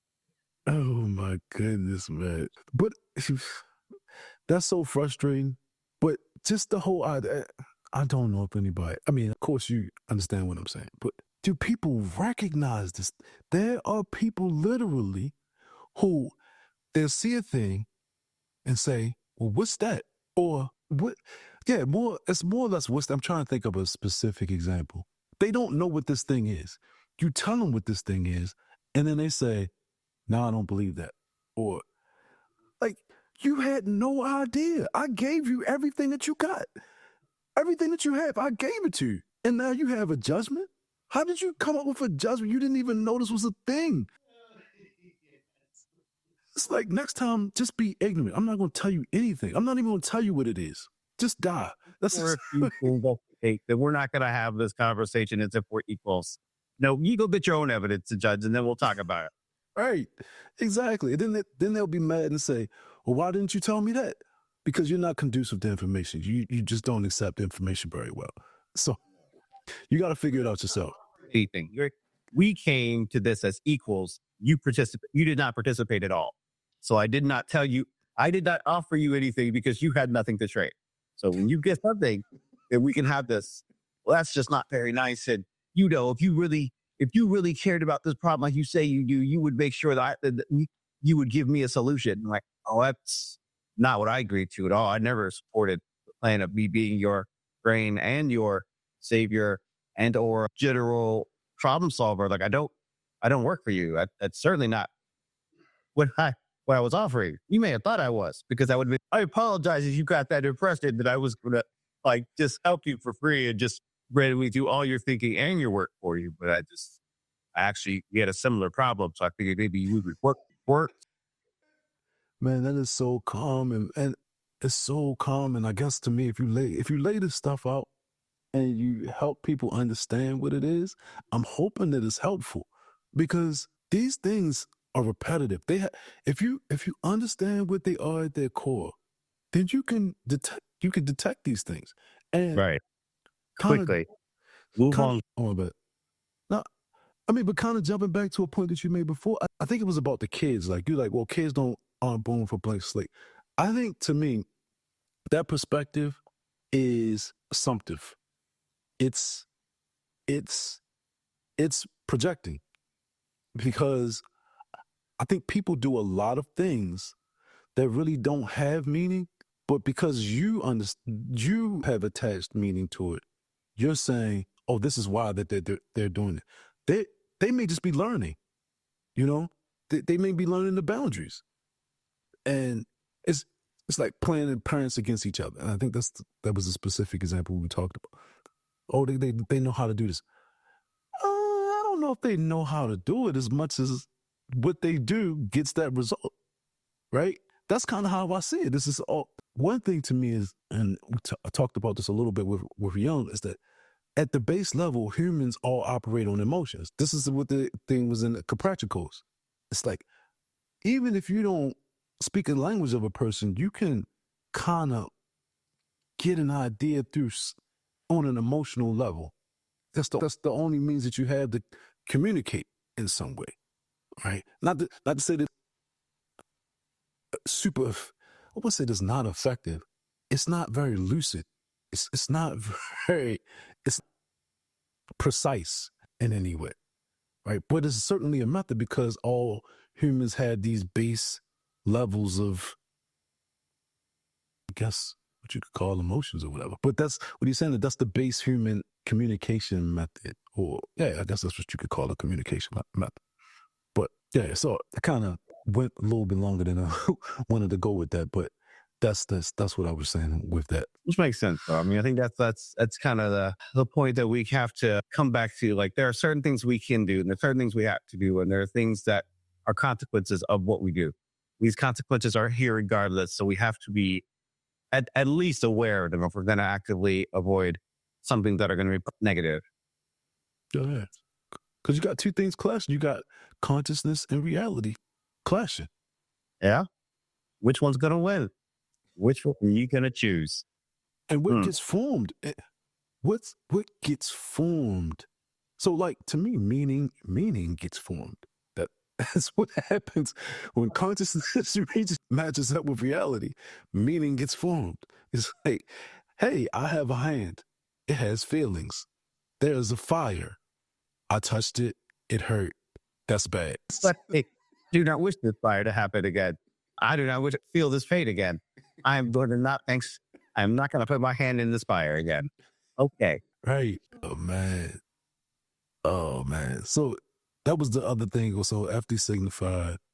Which video did you catch? Did you? I had one on Donald Glover, which was interesting, like anime or something that was interesting.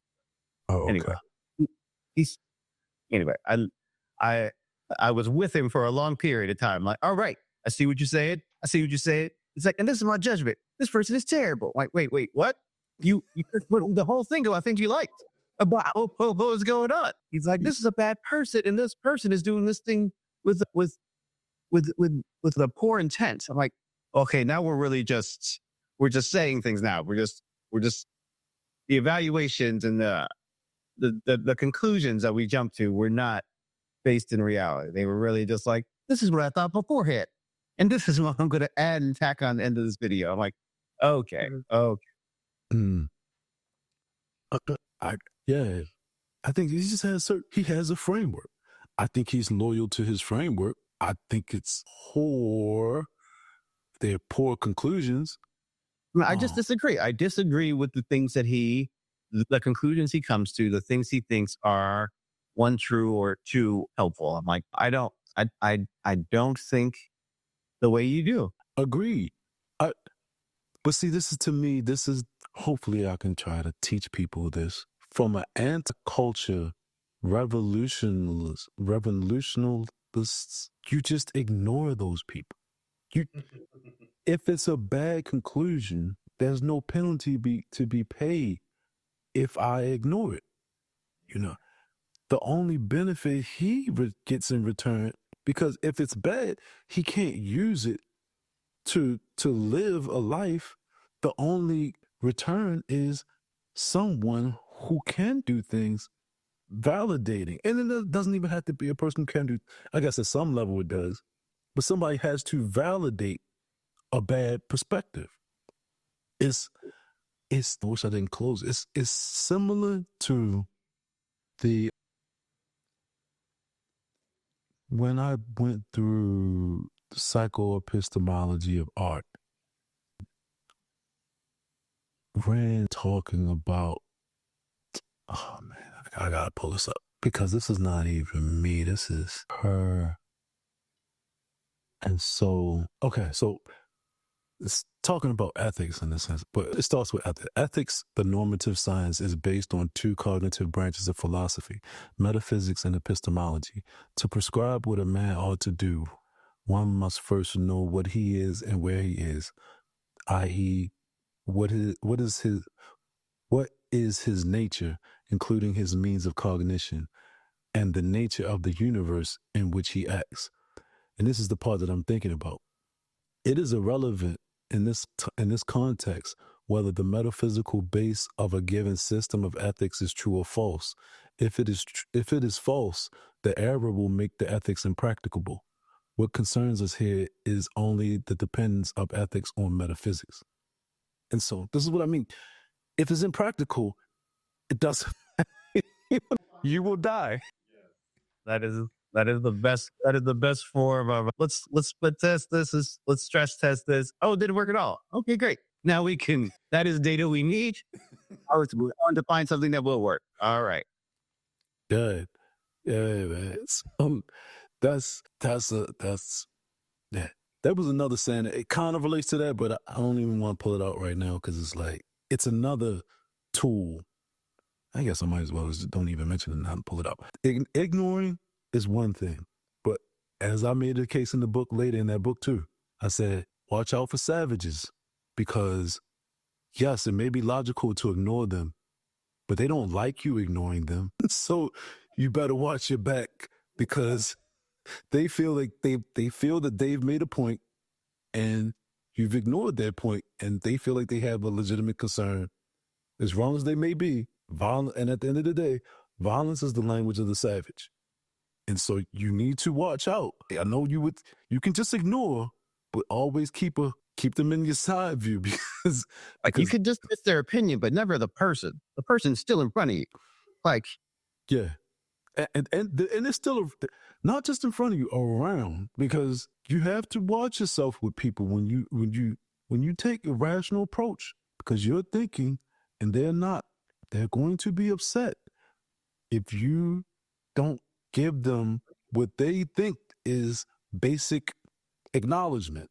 Some people, not all, but some are going to say, well, they're going to get frustrated to the point that the only thing that they can do is act out in violence. And the first thing is, intellectual approach to me is ignore things that don't. Second, the second thing is when they do matter, just impose consequences, right? And ignoring people is a consequence. So that's like one side of the spectrum. But on the other side of the spectrum, and I heard this, I think this was Lenin or Stalin, one or the other. And I guess somebody was saying that Trump used this. I don't know if Trump used this or not, whatever. But he had a saying, and he was saying that no man, no problem. And that's the answer. You know, it's like, I let you have your space. I did not interfere in your life. You have a problem with my decisions. I feel like I've done the right thing here. And so the only problem I have is your confusion about the boundaries of my life. And so therefore I have a problem because you now think that it's okay to approach me in a violent manner or whatever. I have a problem, so no, we have a problem, and I know how to solve problems very quickly. So no man, no problem. But once again, people will be like, "That's barbaric." You can have kindness for kindness' sake. You can be passive, not me. right? But you've chosen to live. You are welcome to do it. I have not. I have not chosen that. I disagree with that whole approach. Absolutely, because it's an irrational approach. Yeah. Yes. It's a multi approach that fails. I understand it. I get what you mean. I get the meaning. I understand how you got there. I didn't understand why you stayed there in the face of Evidence. right. This. Clearly detrimental to you. You stayed doing this. Like, well, what was I supposed to do? Like, evaluate the situation and change. A lot of people change. You could have just copied them. I mean, They could say, "I turn the other cheek. I'm copying Jesus."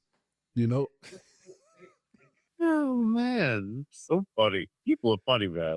I'm just like, he's actively starting uprising as people dying in the streets. And they're like, I'm being like Jesus. I'm going to lie down on the streets. I'm like, I don't think that's, we're reading a very different Bible. You are very confused about what's going on.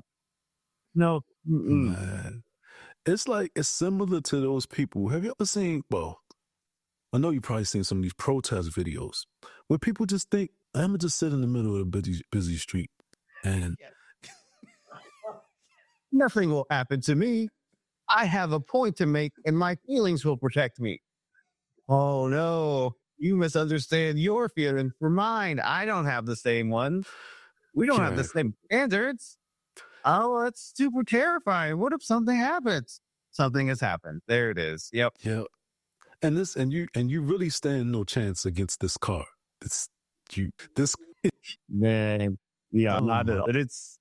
It's crazy because it happened more than once. Like I get it that there were people out there who felt really strongly in the beginning and they were Mhm. like, "All right, I feel strongly about this terrible oil something over here. So I'm going to go protest this with a place that gets me the most attention. I'm going to throw soup on this painting." Or what a terrible idea. What a terrible idea. What a terrible idea. And then these people get arrested and, go to jail and everybody's like up in arms. And somebody decides they had the courage to stand up for their beliefs.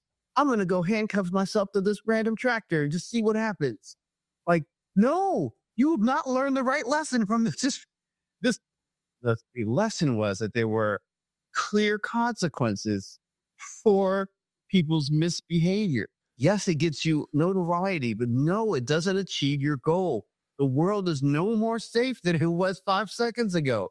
What do you do with? Yeah, but do you think it's for notoriety? I think certain people start sacrificing their safety for exposure. And they're like, as long as I can get my message out there, I have made a difference. I am important. Look at me, important. Hmm. I don't know, man. I don't think you are. I don't think you're doing a good job at this whole getting your message out there. We are getting a much different message than the one you think you're doing. Yeah, man.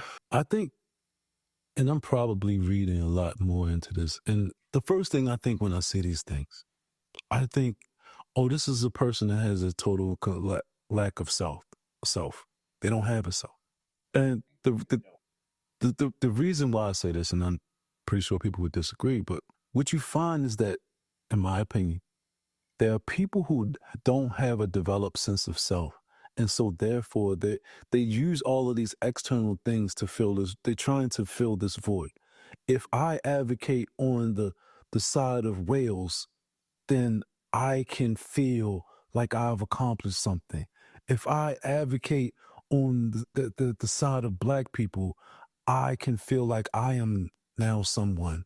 See, I've I've stood up for It's like identity politics in this sense. I've stood up for the black race. I've stood up for gays. I've stood up for the whales in the ocean. What about you? There is no you. I did. I stood up for the thing that was important, that was good, that was right, and I didn't let fear stop me. Like you didn't let fear stop you. But you also didn't let wisdom guide you. And I think that's a much more important part. Like I did that stupid thing bravely. I'm like, yes, it was very an ask if you should do it. It's a really important question. Nope. Yeah, if you want to kind of like give a balance to the point too. If you want to look at the other side, this it's the same for some people who feel like I'm going to give up my life for my country without Mhm. context, Right. right? If you just say, "Oh, I'm just going to fight for the country," why? I mean, there could be reasons that you could say, "Oh, I'm fight for this country because this country is a country that fights for freedom, and I'm an individual and I want freedom, and so I think that these are things that I would like to fight for, and so Right. therefore, Or I just have people I want to protect. And this is the way I'm going to choose to do it. Like, okay, I see where you're coming from. yeah." But just to be like, "Nah, I'm here for my country, and I will die for my country." Do you care for your country? Do you? Why? Context? Any context? So, but yeah, man. Right. Sad and concerning. I don't know if this is the best way to serve your country. There might be ways to stay alive and help your country. Think about it. Yeah, yeah, yeah. Eh, But I mean, what was I reading? It was the personality brokers. I think Merv. What is her name? I don't. I guess it's really not that important, but I think it is the personality. Yeah, the personality brokers.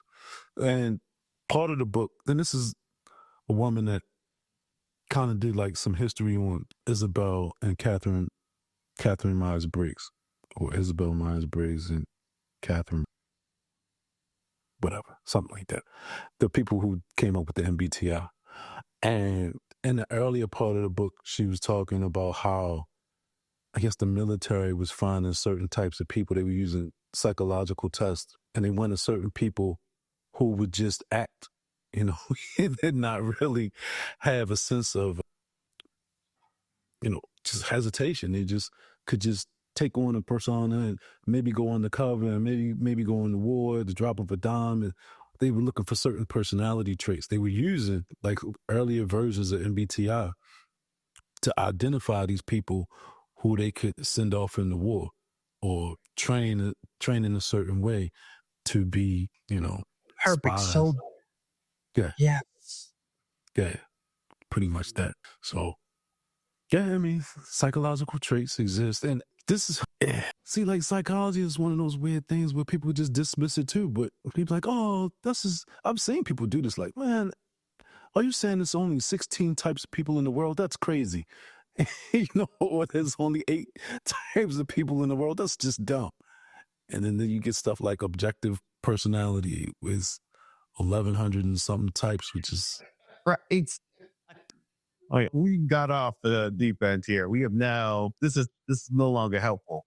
Well, there's lots of combinations. Yes, math exists. We can keep going up on figuring out how many things exist, but let's, this is no longer useful. Let's create big groups and broad categories. So we could at least start somewhere, get our brain around it. And then we could talk about, well, subdividing things later, but we don't start with the subdivisions. Too many subdivisions. first of all, the reason why we don't do just kind of just a step back, and Harry Benswanger helped me with this a lot, real, pretty much. It's like the concepts are good because they simplify. It, we're trying to limit, like we can't think of but so many things at one time. So therefore, we want concepts that help us be able to address everything in our perceptual realm. Not necessarily everything in our perceptual realm, but to bring all of those ideas into our consciousness, in a sense, you know. And people don't understand. It's like, well, you're forgetting about. No, the best concept that we have that we can bring in here to represent that is better than trying to actively remember everything that ever happened in life, anywhere, at every time. This, That what's necessary for this. We need a generality to describe this so we can hold it in our mind. Well, this table has these 4 legs. This table has 3 legs. This table's round. This table is, but they're all tables, man. They're all tables.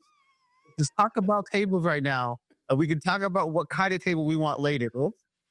For this discussion, we need to figure out what kind of the table fits in the cart. All right, let's just pick one of those. Dang it. I mean, but you, Table wheels. Stop talking. No more. Details exist. I know. We just need some generality to start with so we can finish this discussion. right, right. Hold on, let me grab some water real quick. I'll be right back. Yeah, I'm back. Oh, Jets. But that's the frustrating thing because people don't acknowledge we are simplifying things and they get so mad. It's like, you're oversimplifying. But you are too. You're just doing it in a different way. Right. Yes. Yes, we are. Girl, we are both oversimplifying on purpose. So we can make something useful for us. That's There you go. crazy. Yes. And it's crazy it has to be explained that way so people can have the same idea and concept of saying, this is what we're doing. This is what all conversations are. This is what words are. So we have to start with something that we both can understand. Yes, it won't be as detailed as possible. That's okay. That's the point. Yeah, because the more you generalize, the more you can make something applicable to yourself. This, once again, this is the points. A lot of the points that Jung was making. His thing is abstract empathy and abstraction, the kind of two ends of these frameworks, in a sense. Empathy makes you look at every little detail and get into the nooks and crannies and understand it up and down. And you get so stuck with the small picture that it's hard for you to see the big picture. Abstraction is like, I just need to see the big picture so I can, take away from this thing that I need to. And it just becomes this generalization. And like you said, there are a lot of details or aspects of certain different kind of tables, but it's a table. And so this is in this context right now, all we really need to know is table. Right? This category different from the other category. What makes this furniture different from other furniture? All right. Good. Good enough for what we're doing. Let's move on to the next point. Hey. We're not done yet. We're not done.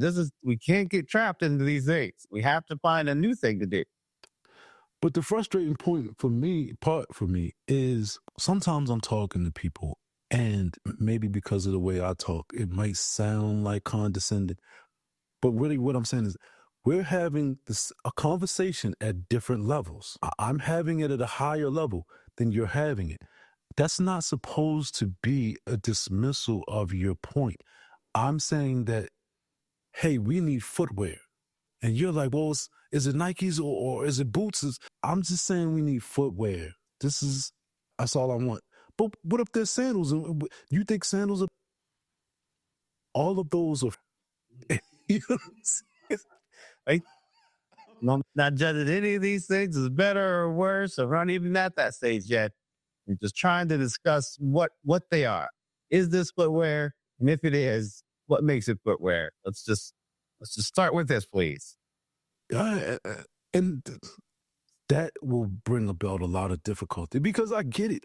Overgeneralization. I mean, it's not overgeneralizing. Like, if I need footwear, I need footwear. Now, the specific footwear is something specific to our time, the circumstances, and places. And yeah, that's applicable. That is certainly the next step, but we haven't established the first step. Let's at least get there. Let's at least say, oh, we need footwear. Okay, why don't we talk about what kind? But we can't start with what kind of footwear do you want? Well, I don't know. What constitutes footwear to you? Because I don't want there to be confusion. Yeah, but so I just don't. It's incommunicable sometimes to just say, hey, and I would like to diagram it. I would like to actually have a conversation with someone and say, hey, you're talking about something down here. I'm saying this. It doesn't negate anything that you're saying down here. It just means it's encompassing of all the things that you're talking about. Right. Oh, so we're not against each other. We're just at different levels of this conversation. And this is another thing that throws me, like, because like I like having ethical conversations. And I think you mentioned it before when people doing the people thing, and you're talking about preferences. From an ethical standpoint, I don't care what kind of ice cream you like. I I don't care what kind of footwear you like. You want footwear. There are bigger questions that need to be answered, and your preferences. This is why I like ethical conversations, in my opinion, because I don't have to worry about just preferences. You know, Finally start saying like these things apply to both of us. So there have to be things we both care about. Let's let's discuss them in a way that's helpful. This is why I think is helpful. What do you think is helpful? Now we can finally go back and forth. We have something, we have a mutual goal that we're trying to. yeah, but the conversations get convoluted though, Josh. Because the thing is, think about it like this: if I'm having a conversation about ethics and government action, and I'm saying, well, I don't think that anybody should be forced to do anything with their body, or I'm just trying to make up an argument right now. I don't have anything specific. And then another person will say, well, these people over here are making a lot of money by doing this thing. And look at what the position that the government has put them in. And it's like, but the answer is not for someone else to do the same thing. The answer is for us never to do that thing. Right? I don't want anyone to do it. Well, you're gonna let them get away with it? No, I don't want anyone to do it. Did I not mention that part earlier? It's true. I don't want anyone to do it. I don't want Yeah. I want them to do it, and I don't want me to do it. I don't want anyone to do it. But people, and then the argument becomes, and this is the indistinguishable man-made from nature, from the metaphysical from the man-made conversation. You can't distinguish between the metaphysical and the man-made. It's just and when Rand made that point, it's like this person can't a fire, a marriage, an earthquake, a newspaper are all things of the same order. They're external, therefore they are the same. I'm like, wow. It's like this thing exists. It's here. And so therefore it must exist. It's like, well, this is a person's choice. We can get rid of that. We can get rid of that. No, but it's here. It exists. You know, Well, yeah. I don't know. I mean, that's just how would we even know? How would that even happen? Well, there must have been a time where it wasn't here. I mean, who knows? Do you have all knowledge? Were you there during that time? Who are we to know? Like, man, this is not a conversation. it's you can't have that's why she said it's incommunicable though. I Yeah. can't have a conversation with a person who thinks a newspaper and a fire or an avalanche are things in the same of the same realm, the same order, the same nature. This is Not somebody having made one thing. We just have to deal with the other thing.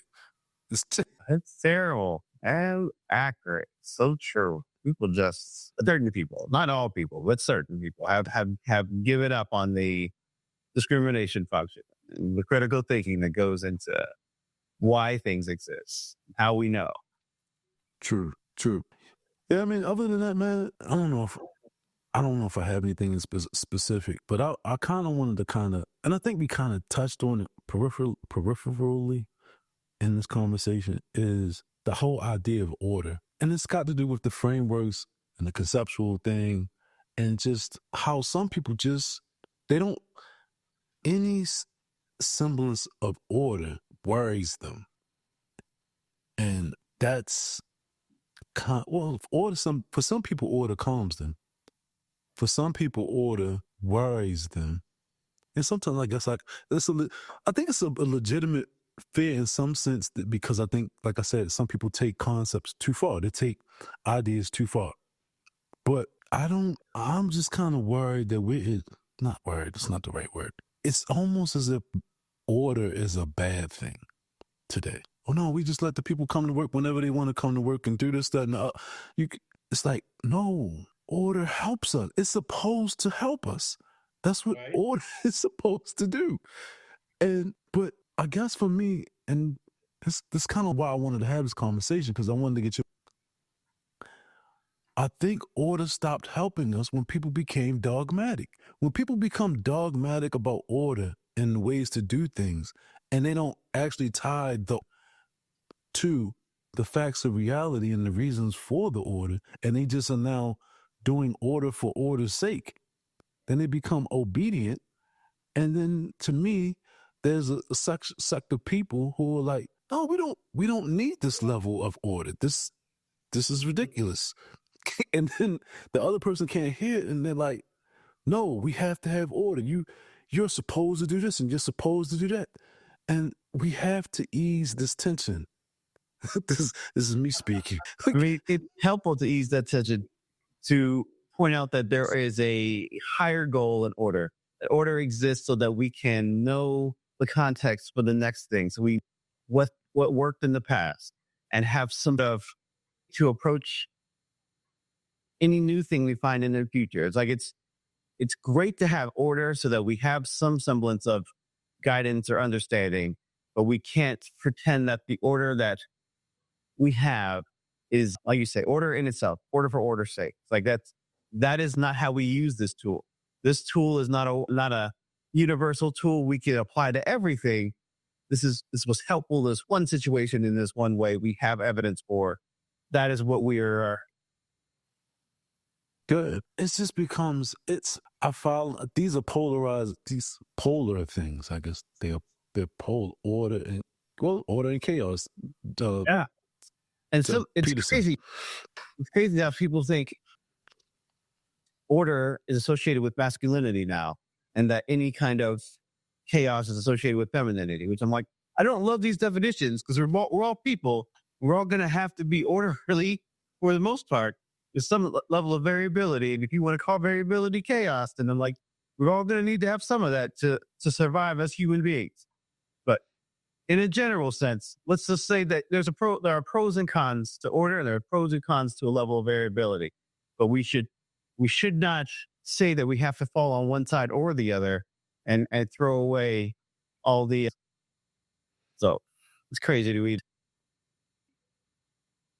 It's crazy to me that the idea that we should incorporate more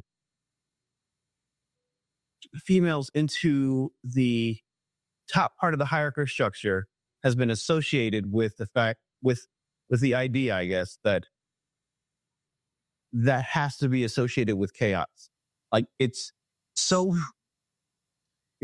frustrating to me to say, just because men have been in positions of power in the past and dominated the hierarchy in the past, that is order, and that any other change, in this case, incorporating females into the hierarchical structure, means that we have to have chaos. I'm like, we have to have change. Sure, variability has to happen, but it doesn't have to be non-functional chaos. Like, that's too much. We're stretching things too much now. This is an overgeneralization, I guess, is what I've come. So I think this is a bit of a. So first of all, a couple of things. When I hear masculine, I hear feminine, I don't automatically think man and woman, right? And I know I'm supposed to, and I know I have in the past, but at some point, I've not. I've kind of eased up on it. Also, I don't with the order and chaos piece. But I don't think when I hear the word chaos, I don't necessarily associate negativity to it, right? Because we have a similar framework and a common language.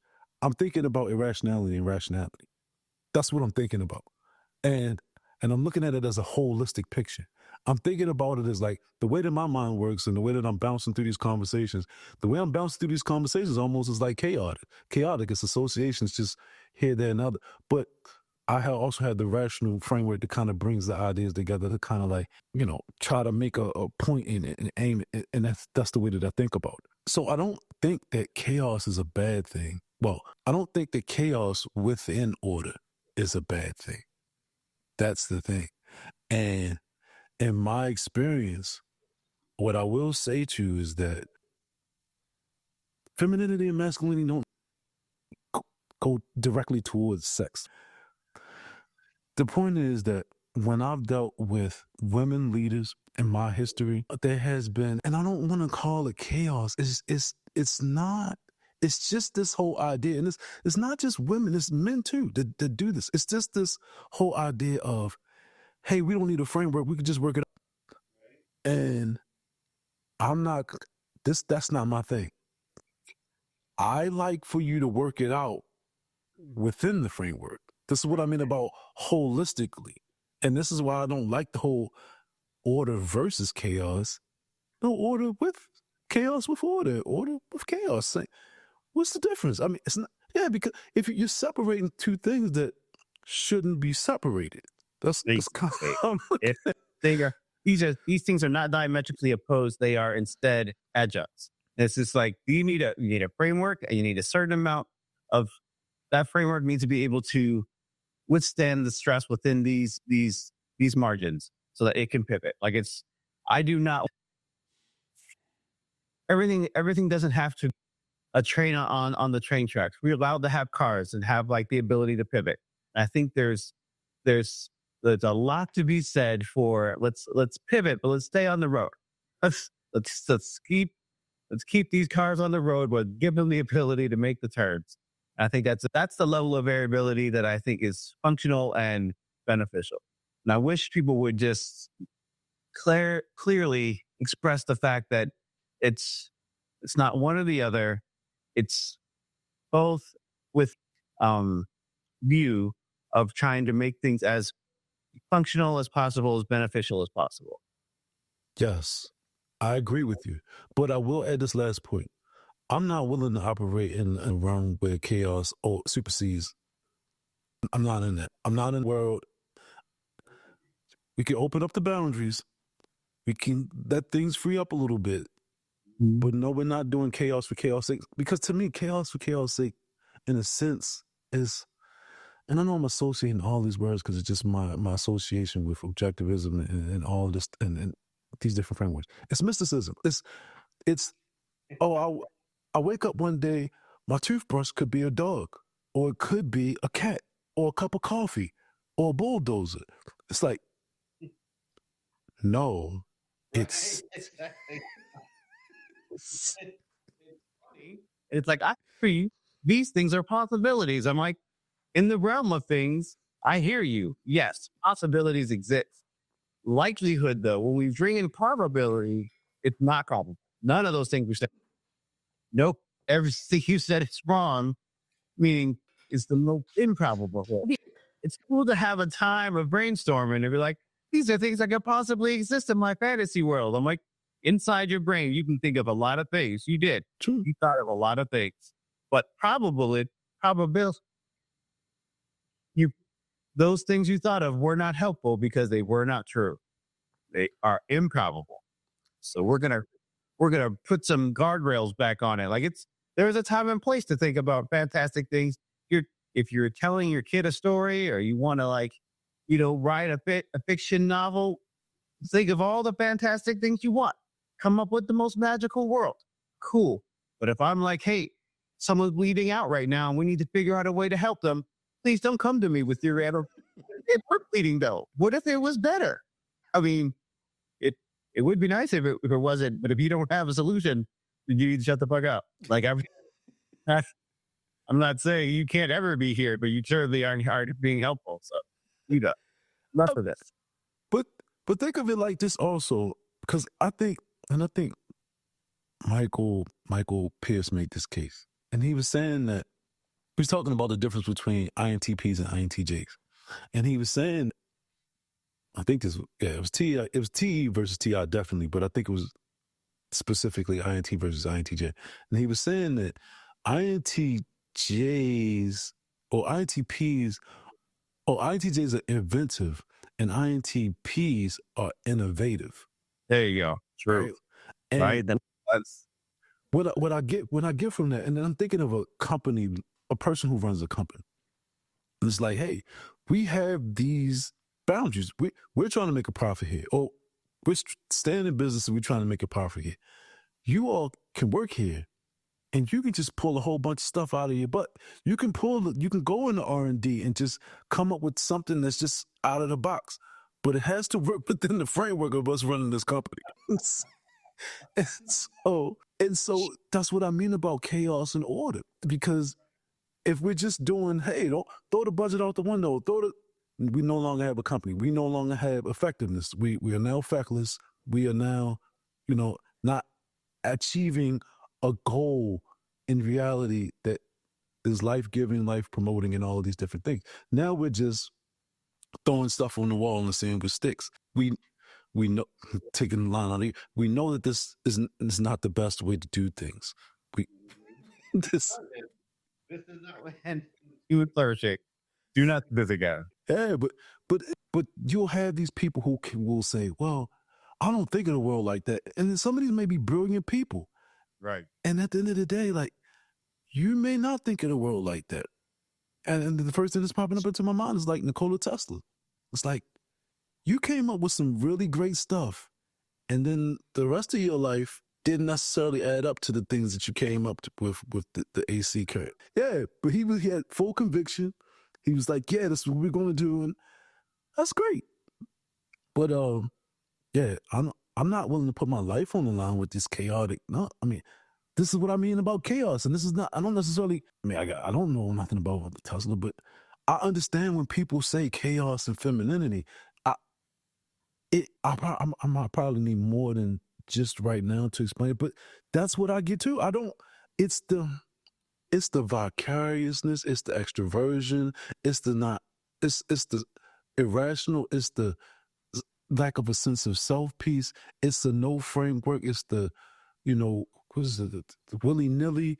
It's the anything could be anywhere at any time. Why don't you just relax and loosen up? Right. It's all of that. Oh, we can't plan. We can't plan with all the variability. We're gonna have to have something that stays stable. There's got to be a control in this foreshadow. There's got to be something that's not a variable in this equation. Otherwise, it's nonsense. It's Right. non. Right. And at the end of the day, it still is disingenuous because even those people still have to adhere to some form of framework. And when it comes down to, the framework is your feelings. A lot of times, just the way you feel about all your instincts or your intuitions, all of those different things, you try to pawn it off as if it's just all free willing. But really, what the common denominator is you and your associations. Right. But I get that part, like, and I understand why. I saw a Pew Research recently when they were saying like Republican men overwhelmingly identify themselves as masculine, manly men over Democratic left-leaning men. Like left-leaning men are not into the whole masculine, manly man context, blah blah blah. As I imagine so. I can imagine. It is not rewarded. Why would they do that? It's not rewarded, but then, man, this can go a whole bunch of different places. Because to me, there are what's the good Don Juan men, in my opinion, who are not masculine, but are very successful, or who have the capability or the possibility of being very successful with women.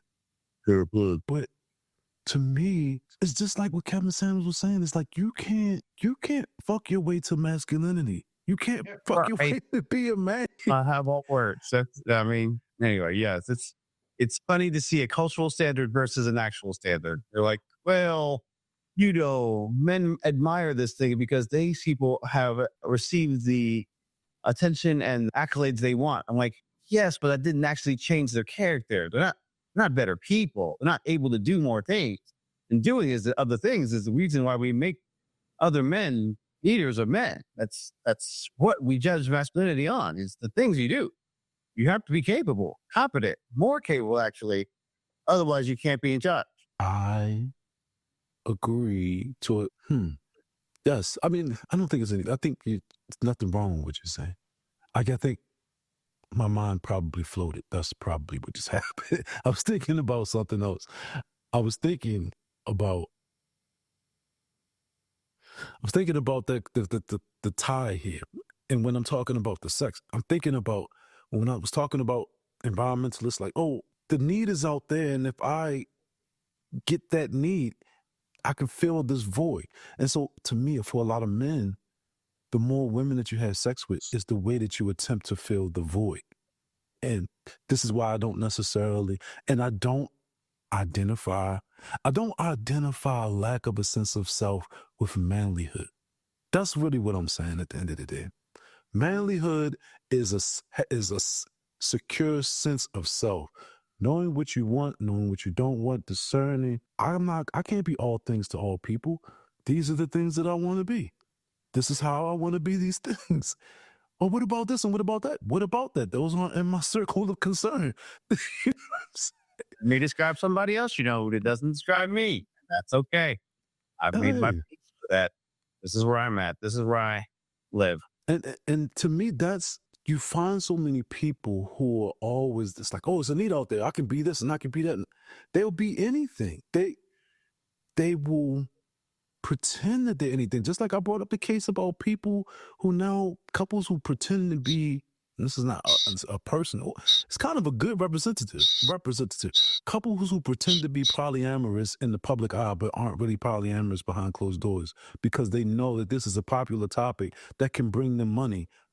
And it's like, they can shapeshift. They could be anything. There'll be somebody on television. There'll be another person to this person. They aren't a concrete, well, not a concrete. They don't have a firm set of values Right. and They're a not, they have, defined they have sense of very self. poor or low integrity. And I cannot respect that. But I understand that it doesn't. Right. And that's what and I don't know if, I think I would like to talk about this in the future. Maybe set something specific for that. Just because I don't think it's one thing. I don't think it's just okay, I'm trying to, well, I know it for some people it's just like, yo, I'm trying to fill a void. But I think some people it's just a blind spot in a sense. That they don't know what it is to have a sense of self. Right. That's true. There are a lot of people who have no concept of the idea that this is what's expected, what's possible, what's achievable. But it is an achievement. It requires work. You're Yeah. going to have to put some time and energy to do it. Yeah. I mean, because you talked about identity earlier today, you know? And it takes, because you're going to have, like you said, integrity. Once you come up with this framework to adhere to it, you're going to have integrity. There are going to be things that come up, and you're going to have to decide, is this in line with my values or is this not in my values? Right. And if it's not, what am I going to do about it? Exactly. Or am I just going to go along with how everything is working? Or, and this is to me why principle is so important, because then it gives you a standard to make a decision. And if your principles are good, it gives you some kind of wiggle room too, because you shouldn't be picking up different principles every time. It's like you're just not adhering. You're not adhering to anything. Hmm. I follow this rule. Oh, sometimes when I feel like it, sort of, kind of. So it's not a rule then. So this is just what. Right. So order, yeah, order, masculinity, chaos, femininity. I'm not off board on that. I'm not over. I'm not away from that. I just think we need to. I'm not saying you. I'm saying that we people need to tighten that up a bit. We we definitely need to tighten that up a bit. And because also I think the chaos piece is almost like in pole position in society right now for me. Yeah, we Um, are into an extreme. yeah, and to me it's the job of the orderly people to open up the boundaries and stop being so strict and being so narrow. Because the answer at the end of the day for me is order. Let's not get it. Order first. Oh, nothing else works.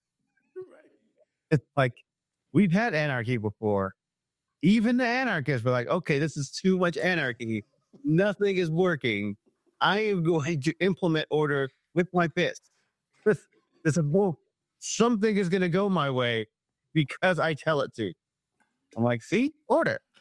Even they were like, we can't have just that. Yeah. And so, but the people, then let's stop going too far with the order. And really, Yes. this relates to the conversation that we had, and when I was saying like, don't take the ideas too far.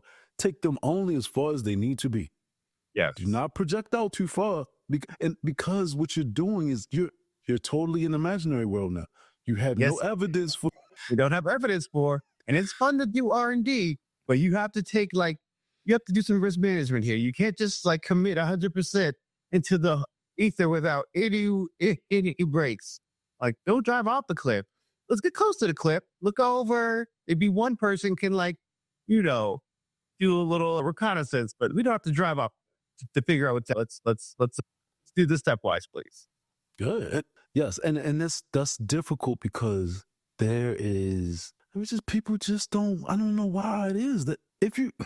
I'm just trying to kind of articulate the way I'm seeing the world. If I'm coming from a perceptual world to the conceptual world, and I'm saying like, hey, all of these concepts better relate to these perceptions, There we and go. and if they don't, then you've gone too far. It's like, go down the road until you see the end of perceptions. You see concepts, and, and then you still see perceptions in the back. But if you don't see perceptions anymore, then you've gone too far.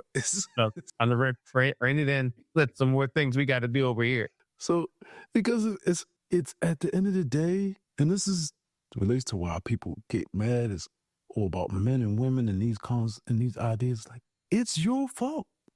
You are you're the only person who we can look to. If you aren't managing the people well, if you're not giving them space to express themselves within a framework, it's your fault that they now have blown out the walls of the framework. We need order, and we need you to put the guards in the right places so people can feel free within order. Mhm. This is your job. It's This just literally why we hired you, literally why we gave you this position and gave you this authority. You have to do this way. Yes, and we need that, and it does not help us to just be super strict for no reason. It it doesn't. It No, nobody win. no, but it doesn't help us to have total full out chaos. It doesn't. It doesn't help us to do that either. So I Yes, need you there to. extremes are helpful, but some of these extremes are known. We know this is not helpful because we have tried it this way. Yes, yes, but I think people are just so fearful. It's like, well, what if I let everything go, then what could happen? And to me, this is why we need to bring the conceptual and the perceptual closer. And you need to start being comfortable with that. When you call it a gray area, it's just things are happening so fast. It seems like a gray area, Right? but How we interpret it. Like, it's impossible. I hear you. It does seem hard. And you definitely don't know if it's ever worked. But it does seem like someone's making it work. So let's do some research and expand our definition of possible. yeah. So yeah, that's what I want to see. And yeah, the chaos thing, I can't. I'm not gonna be. I can't deal with the people who just think like, oh, this thing could be anything. It could be this, this, that. Wait, what? I need frameworks. When they use that as a virtue, and they're like, look how crazy I can make this. I can make this completely chaotic where nothing makes sense. I'm like, you can do that. And that makes me a good person. See how incredibly creative I am? Like, you are really creative, but see, you can't use your creativity to do anything helpful. So that makes you, and this is key now, useless. Like, I want feel specific now that you failed at your responsibility to be a human. You didn't take your mind and use it to make something useful or better. And so if you're not going to apply your mind to reality, then you're not going to get any of the benefits of reality. That's one of the things I can't stand about artists No, I'll stop. I'll stop. Let's just say that I really wish people would apply their minds to more useful pursuits by finding problems they could solve in reality for both themselves and others. That'd be really, really great. We had more of those things. Yes, damn, I was going to go a lot of places with what you just said. But then you hit me with the artist piece. And I'm like, that's the perfect example. This is what I mean. We're just not operating the same. I didn't want to have to pull this up. Cause I'm jump in a second, but I just want to pull is this thing. This so this is, and I hope I didn't read this before, but this came out of here as well. But it's let me just hopefully this will kind of bring me to, because this is related to the introverted extroversion, ex, introverted extroverted view of life from a rational standpoint, in my opinion. And this is kind of Jung's perspective and a little bit of my perspective on top of it, because he's more or less saying, like, to give a little background, his thing was before, when there was the division between the empiricists and the rationalists, then what's his name?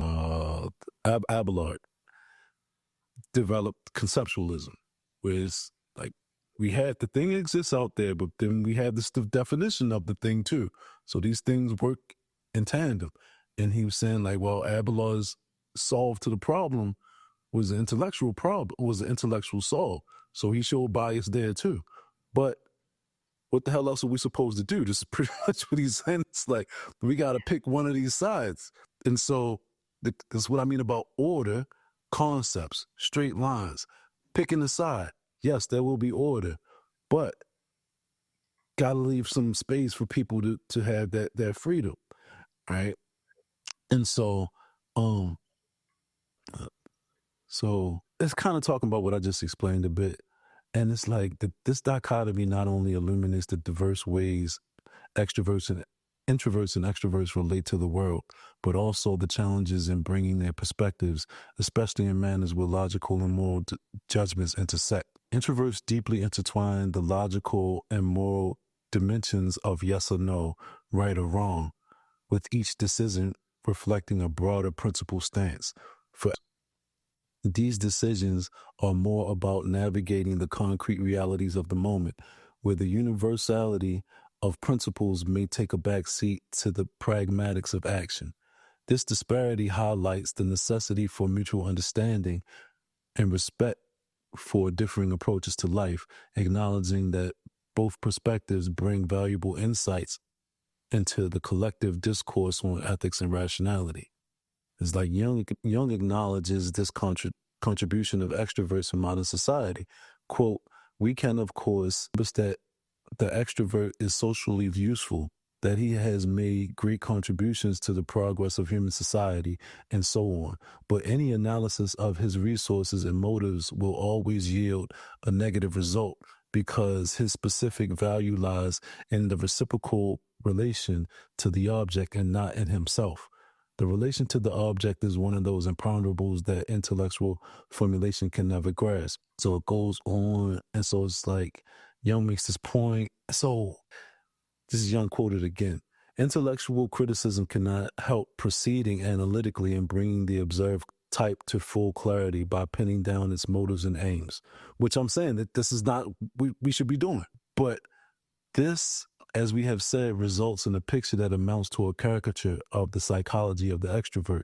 And anyone who believes he has found the right attitude to an extrovert on the basis of such a description would be astonished to see how the actual personality turns the description into a mockery.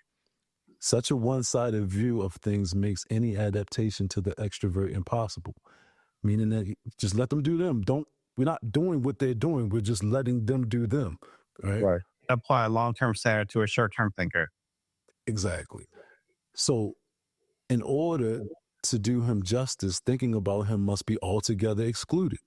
While for his part, the extrovert can properly adapt to the introvert only when he is prepared to accept his mental contents in themselves, regardless of their practical utility.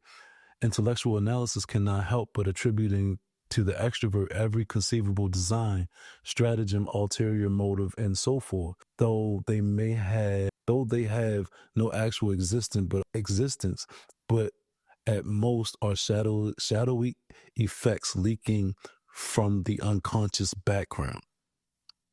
Just want to get a couple more pieces real quick because I think this is it.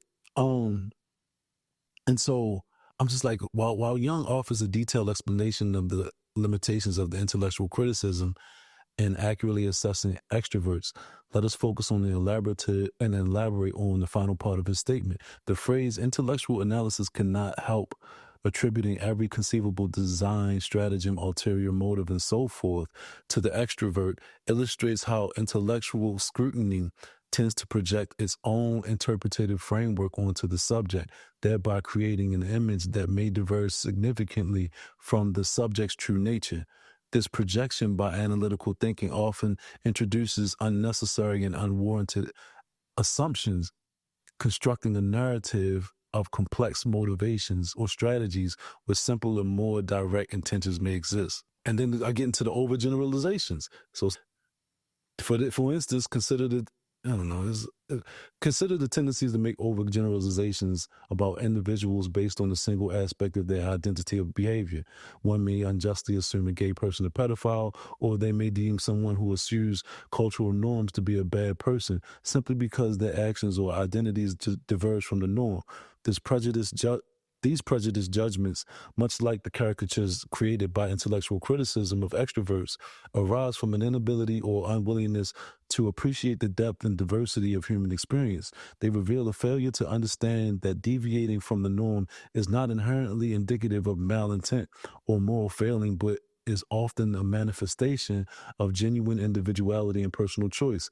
Such examples underscore the critical importance of approaching each person with an active, inquisitive mind from unwarranted assumptions to truly grasp the richness of their character and motivations. I think this is one more piece. I don't know. So it's like the phrase shadowy effects, and hold with me because I think this is relevant, right? It's like is the phrase shadowy effects leaking in from the unconscious background implies that if an extrovert does exhibit complex motivations or designs, these are often not the result of deliberate or conscious planning, but are more likely incidental, arising from subconscious impulses. They are not central to the extrovert's approach to life. They are peripheral, almost accidental, right? And so my whole point in saying all of this is that rational people ease up. That's my whole point, because you're trying to take it too far. But take it, and this is why I like ethics, or what I consider to be ethics and governance. Just don't let yourself be put in harm's way, and stop worrying about what could be down the road. You have to adhere, and part of the reason why what could be down the road is a harm to you is because you're not letting the people learn how to operate on their own. You've made them dumb because you solved every problem. And now when they start wilding out, then it becomes a detriment to you because you've created a group of people who never had to deal with things. So it's not helpful. It's not helpful to always be saying, oh man, we got to do this like this and shrink the boundary, shrink the boundary, shrink the boundaries. It's not helpful to anybody. It's just not. And get it, it's going to cause you to, it is going to cause you to make different decisions. You are going to have be a little bit tougher and let people deal with the consequences, or you're going to have to not like people are going to have some issue, like they're going to have troubles, and you Right. can't fix everything for them because it's not helping them deal with trouble.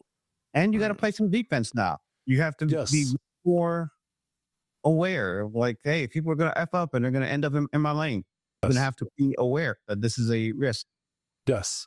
That's a thing too. But at the end of the day, long term, that is a better way to deal with this thing. Because other Here, than that, well, you say what? I hear you. It develops people. They have to They have to get used to exercising this muscle, otherwise they can't get strong. And that's my main point. Because I think, and even myself being one of those, I think I'm probably on the more rational side. Like, because you hear me trying to be prescriptive. You hear me trying, I'm guardrail heavy. But like, I'm just saying that open up the guardrails. Oh, we can't let the people do this. Yeah, you can. Why you can't let them do that? Because one day they may hurt themselves. Maybe. Or maybe one day they may hurt us. Oh, yeah, okay. That's a fair thing. Maybe one day they will hurt us. Is this in really in time? Is this probable? Is it? We know it's possible, but is it probable? And at what level? Decrease that risk. It's like without prescribing rules for all of society. Like there may be other ways to navigate this than down societal enforcement of rules. I think you're going to get that, but it depends on how it comes out, man. It really depends. It's about where we put the guardrails. There will be guardrails in a good society. Where do we put them? Why do we put them where we put them? And that's my point. Yeah. But What is our hazard for moving them? Yep. Hey, man. So I was trying to get that out. It's probably a bigger point, but maybe we can. Cool. And it's definitely something that's worthwhile to, discuss in further detail to be like, this is the thing we've seen. These are the examples when it went well. And this is like, applying it to a real situation helps create the clarity that we need. So yeah, maybe next time we'll do a little something that. I like that, but let me, because I always got to try to pop one more in it. That is why I like ethics, because that's the only place where any of this matters. This is the only place where because I want to live my life fully. And the only boundary is really my interaction with others. Like, if it's not my interaction with others, I just die. It's just me. Yeah. That's equal. You in reality, just like, well, this is where the human beings stop. Apparently, can't leave in the fire too long. Lesson. Right. And you just sit there like, dang, he died. That was a little Organ Trail moment. You have died of dysentery. Forgot of that. Dang, that's old. Oh, man. That's what's up, man. My earbuds is like dying. That's why I'm like getting distracted. Like, you need to charge. Oh, man, but that's cool, man. That was a good discussion. Liked it. Anything else you got before we roll out? I think we're good right now. All right. Cool.